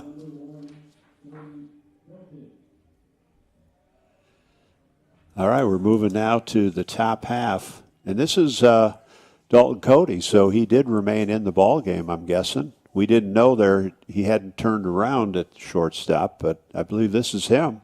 Either that or they're re-entering here to hit. Well, that's good to know that he's not injured. Yeah. We do have 3 more games in this series. Every one of them important to both ball clubs. And you can see the intensity in this game. It counts. Tries to bunt one down the third base line, fouls it off. 1 ball, 1 strike. Cody has a sacrifice bunt that scored the Lancers' first run, had a double to left field, and then struck out his last time. Breaking ball swung on and missed. Tell us again a little bit about your pitcher, velocity, when he's effective. Obviously, he's effective today. Yeah, Tyler's been up in the mid-90s before. I think the fastest he's been clocked is 97. Has struggled to throw strikes in his career consistently. But this year it seems like he's developed a really, really tight slider that served him well right there. There it is, yep. And so looks like that at second base is Braden Kaufman, who's back playing for the first time in a while. Braden broke a broke a bone in his left hand, and they found out they couldn't redshirt him, so might as well bring him back and play him, right? They're bringing in another pitcher. Why don't we, while we have this little timeout, tell us a little bit about the assistant coaches that you have here. I heard it's pretty good staff. Well, Jamar Weaver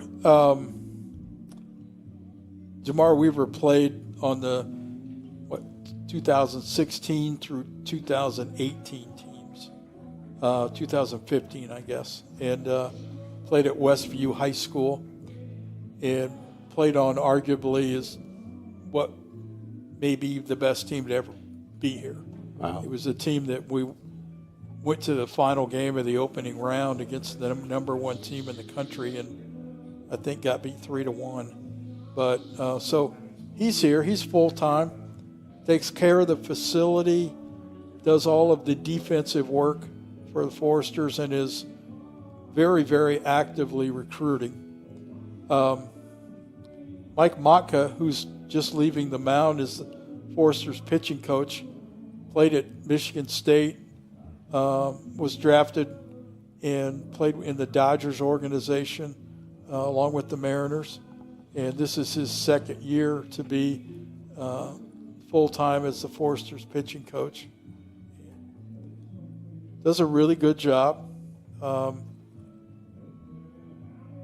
to think who this pitcher is as I'm looking out there. I don't know what number it is. Yeah. That's Keegan Shovelin. Okay. So Keegan started the year as a starter and had really 2 good outings, and then had 3 outings in a row where he really struggled. And they brought him in to close a game against Bethel, and he was just lights out. So other guys on Thad's staff right now, the first base coach, Ethan Haney from Ohio. Ethan is actually, as soon as the season is over, is leaving to be a trainer in the Diamondbacks organization in Arizona. Yeah. So really cool job. And so he handles most of the Huntington strength and conditioning, takes care of that. And then another grad assistant is Langston Ginder. Langston played on that team a couple of years ago that was really good, that played second base. His picture's up in the bullpen down there. He was an All-American here. Was almost the Crossroads League Player of the Year that year. He got his second. So he's here. He's working on his master's degree in sports psychology, sports counseling. That's what he wants to do. Okay. Keenan LeBlanc at the plate now has hit the ball hard 3 times, only has 1 hit to show for it. We have 1 out, nobody on base. Here's the first pitch. Here's a swing and a ground ball to third. Nice play by the third baseman, long throw, and we have 2 outs here in the top half of the 9th inning. 2-0 Lancers. 2 runs, 5 hits, 1 error for the Lancers. No runs, 3 hits, 1 error for the Foresters. Let's bring up Carter Stogsdill, the Lancers right fielder, who has been busy out there in left field or right field defensively. Yes. There's 4 or 5 balls hit out there. In between innings, since we're going to have 1 more of those, I'd like you to talk about the NIL and if it will ever have effect in the NAIA. That's a lot of N's and I's and a lot of money in basketball, a lot of money in football. So let's talk about that in between innings. But right now, it's no balls, 2 strikes, 2 outs, nobody on base. And we have a timeout called by Stogsdill at the plate. Once again, we'll have about a 20 to 30-minute interval in between, and the second game will be played probably primarily under the lights tonight. Yeah, it will. It gets dark later this time of year. Yeah. So we'll see. It's really tough if it's played over the lights. That's that would true. be hard to do, wouldn't That's it? true, yeah. You know, there's a time in the day, no matter how good your lights are, when they haven't really taken effect, you know, where sometimes you can lose a ball in that situation. Here's a chopper to first base that goes Foul ball. foul. They're Looked like calling it foul. Looked like it went foul at the last minute. Yeah. Stogsdale's been running them out hard. He argued on one call earlier, but That's a play where you'd like to see the first baseman, and Zach will pick up on that. You don't get that play much, but come and get it while it's fair. Tag the guy out. Exactly. Because even coming up the line, you can two-hand tag him, Yeah. and he's out. The inning's over. Yeah. You know, one thing that hasn't gotten to this level, and I think it would be a good idea, there's a ground ball to shortstop. Flores up, long throw, got him, inning over. So we'll go to the bottom of the ninth inning. Huntington still down 2-0. So we'll see if they can rally or if the Lancers hang on to this lead. You know, one of the things that it's at the NCAA level is they have 2 bases at first base. Yeah. I think that's a good idea. I'd like to see that. So no spiking of the Yeah. first baseman, that kind of thing. Yeah. Because if you think about it, you're supposed to run in that lane right there to first base, but then at some point you have to veer off to your left to hit right. the bag. Right. And so I think that's a good thing.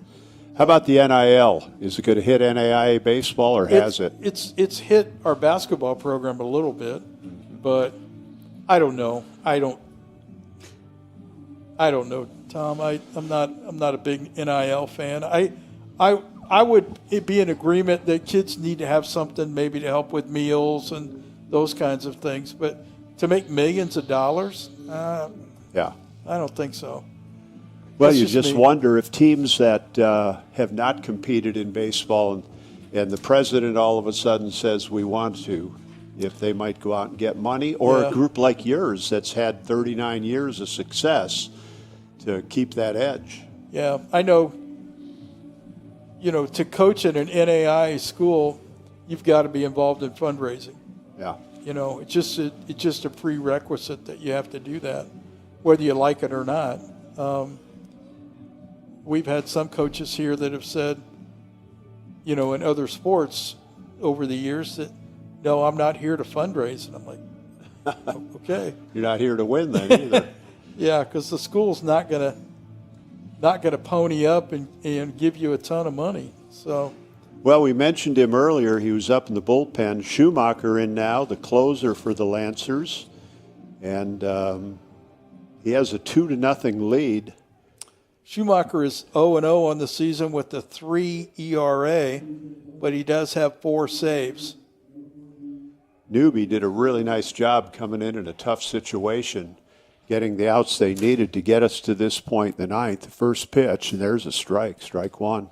Yeah, he threw that ball by him. Hunter's a big man, as you can see out there. Yeah. He likes to shove it. He's in the stretch. He pitches out of the stretch with no men on base. That ball's a little up and in. 1 ball, 1 strike. This is it. Bottom of the ninth inning. Yeah.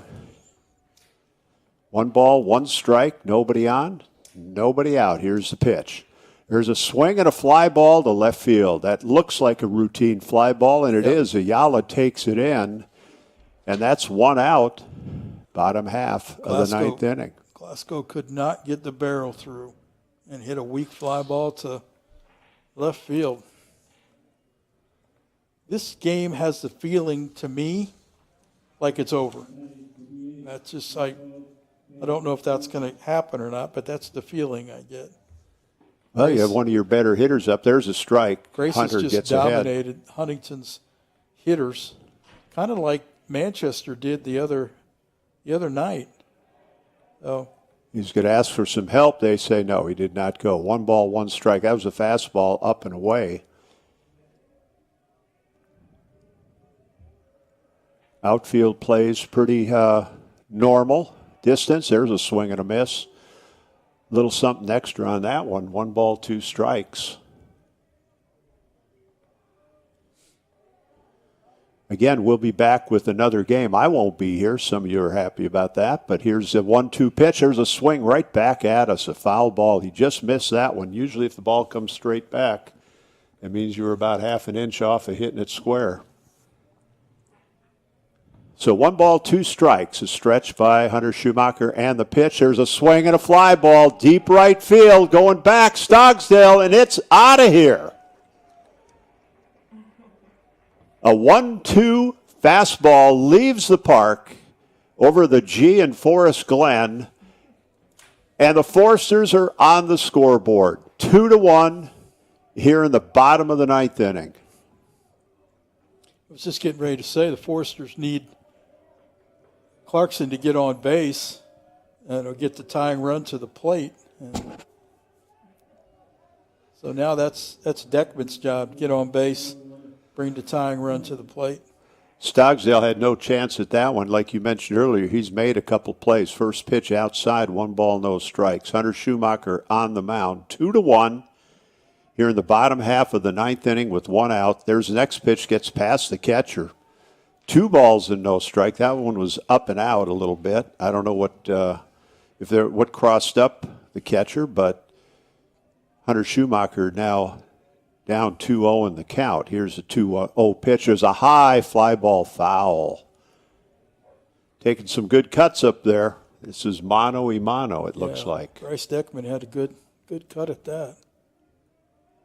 2-1, bottom of the 9th. Stretch the pitch. There's swing and a miss. Strike 2. Lancers 2 runs, 5 hits, 1 error. Foresters 1 run on a home run here in the bottom of the 9th. 4 hits on the day and 1 error. 2-2 pitch. Swing and a foul ball. 2-2. Looks like to me he's a little bit overpowering on his fastball to Deckman. See if he makes some adjustments here. Here's a 2-2 pitch. There's a swing and a high fly ball down the left field line. That may get out of play. And I can't see. I think it did. It did get out of play. Okay. Yeah, it's out of play. So 2 balls and 2 strikes. Quite a ball game. If you can get out for the second one, be a nice evening to be out here, watch some really good baseball under the lights. Yeah, bring your mittens and your overcoat. So be a little chilly once that sun goes down. Schumacher trying to close it out for the Lancers. Foresters don't want it to be closed out. Here's a stretch, the 2-2 pitch. Just missed outside. That's one of those, again, Mike, you were talking about earlier. Do you really take that one? That was pretty close. It's a tough pitch to take. Yeah, that more often than not, that's been a strike today. Swing and a miss. Strike 3. 2 outs. That was a good at-bat. That was a good battle right there. But we're down, Foresters are, to their last out. This is Paco Polina re-entering in the game to hit. He had been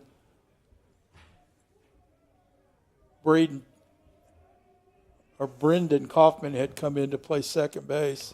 Swinging a ground ball up the middle. Shortstop comes in, makes the play. The throw in the dirt. They got him. And the ball game is over as the Grace College Lancers take game 1 in a pitcher's duel. The final, Grace 2, the Foresters 1. Mike, that was one heck of a ball game. It was a good game. The good guys didn't win, but, that's okay. That's the way it is. So. Yeah. Well, we have differing opinions on a couple things. I'm just kidding you on that. No, like I said, coming in, I've coached for both teams, and I have fond memories of both institutions. Yep. But I've also been straight up with you. I'm kind of wearing a Lancer hat and. Well, it's a game that Grace needed to win. Yes. Because in the league, only the top 8 schools get into the tournament, and teams 5 through 8 have to do a play-in series. Yes. So they have to go 1 game to get into a 6-team tournament. Number 5 plays number 6, and number 6 plays number 7. And so the winner of those 2 games get into the 6-team tournament. So, you'd like to be in the top 4. That way you don't have to play an extra game. in the tournament. Exactly. Think of your pitching, because you have to win that play-in game, and you're throwing your ace and your best guys out of the pen. In fact, if you don't win that game, it's over. So you're throwing anybody that's ready, right? And now you go into the official tournament. That's a little tough. Some scores from around the league before we get into our post-game show. Marion 14, Bethel 9, a final score. That game was played at Bethel today. As we look down the various games that have been called in, Indiana Wesleyan beats Mount Vernon 8-2. These are all first games of doubleheaders. St. Francis beats Spring Arbor by a score of 6-1. So St. Francis is moving up maybe to second place in the conference. Of course, if you listen to us here, Grace College just beat Huntington University by a score of 2-1. And in 7 innings, Taylor 11, Goshen nothing. So, Mike, you were mentioning early in the broadcast about the positions basically 2 through 5. There's a lot of big games here this weekend. Yeah, there really are. These last 3 series of the year are going to determine an awful lot. I think St. Francis and Marion were tied coming in, but I think St. Francis has a tiebreaker because they beat Marion 3 out of 4. Huntington split with St. Francis and lost 3 out of 4 to Marion. Marion's talent was good. I thought Bethel's talent was, better than I've seen it in a while. And that's not a knock on, Seth or anything like that. No, but good man. Seth's a good man. I think the talent level that they have is, really gone up. And so,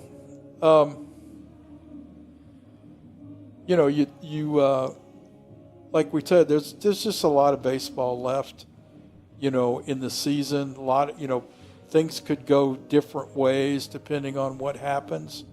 Huntington could go from being in the tournament now to not being in the tournament based on, what they have the rest of this series, what they have against Spring Arbor.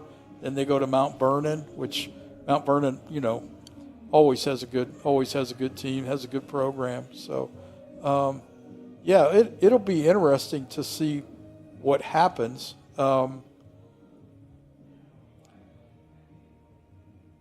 Just a lot of baseball left. Yeah. So, As we go back to the game that we just saw here, it's interesting, a real pitcher's duel. Both pitchers threw very well.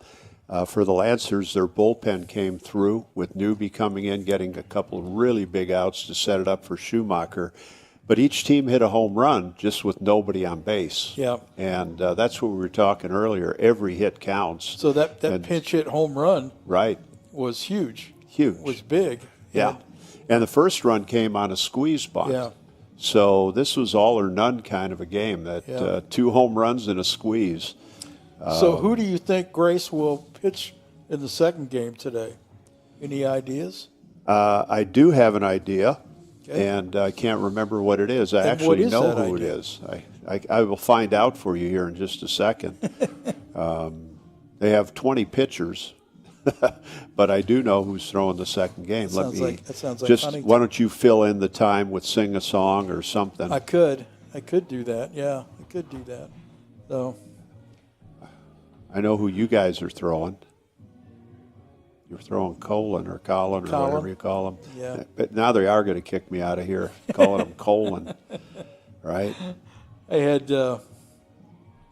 Dave Neuenswander helping me one game, and he kept calling him Colin, and I'm like, look, dude, I know his mom and dad really well. They're great people, but they're not going to be happy if you continue to call them by the wrong last name.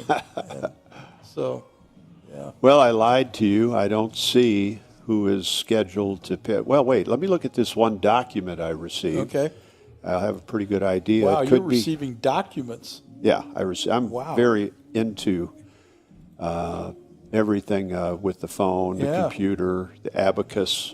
I work a lot with an abacus. Well, I can't find it, dude. Let me try one more place. Another document, as we call them here in the business. Well, since you're looking up a document, I'm going to look up a document. So, well, What is your document? What are you thinking? Well, it's just a document on Huntington in terms of who's throwing what game today. So I think Etcherson's throwing the first game. okay, that's good. I think it's Hernandez, but I Yeah. could be wrong. Graham Collin is throwing for Huntington Right. the second game. So yeah. Right. Oh, I think I've got a third document. Okay. You can tell I'm all over this You stuff, are. right? You know how to use your phone. I can use a phone, and this one also does not have who the pitcher is going to be for this game. So I flat out lied to you. Well, but you know, I will at some admit it. point we'll know. You know, Probably within the next 5 or 10 minutes, because Yeah. I'm guessing they're going to warm up before they go out there. yeah, that's true. Yeah. Well, Michael, it's been fun every year. We've done this now for like 2 years straight. That's Thanks. every year, right? Thanks. So And you get to stay, and I Yeah. get to go eat a hot dog or drink a water or Yep. something. But I really enjoyed being with you again, and I tried not to rip on you too much, but it was fun. Coach Frame is looking forward to going to the little coach's room here. So, you know, Yeah, I'm going to go there too. we're gonna take a break here. We'll go off the air until the second game. So I just got a message. You might want to hear this. You two guys should be on stage. There's one leaving in 5 minutes. Folks, we'll see you. all right.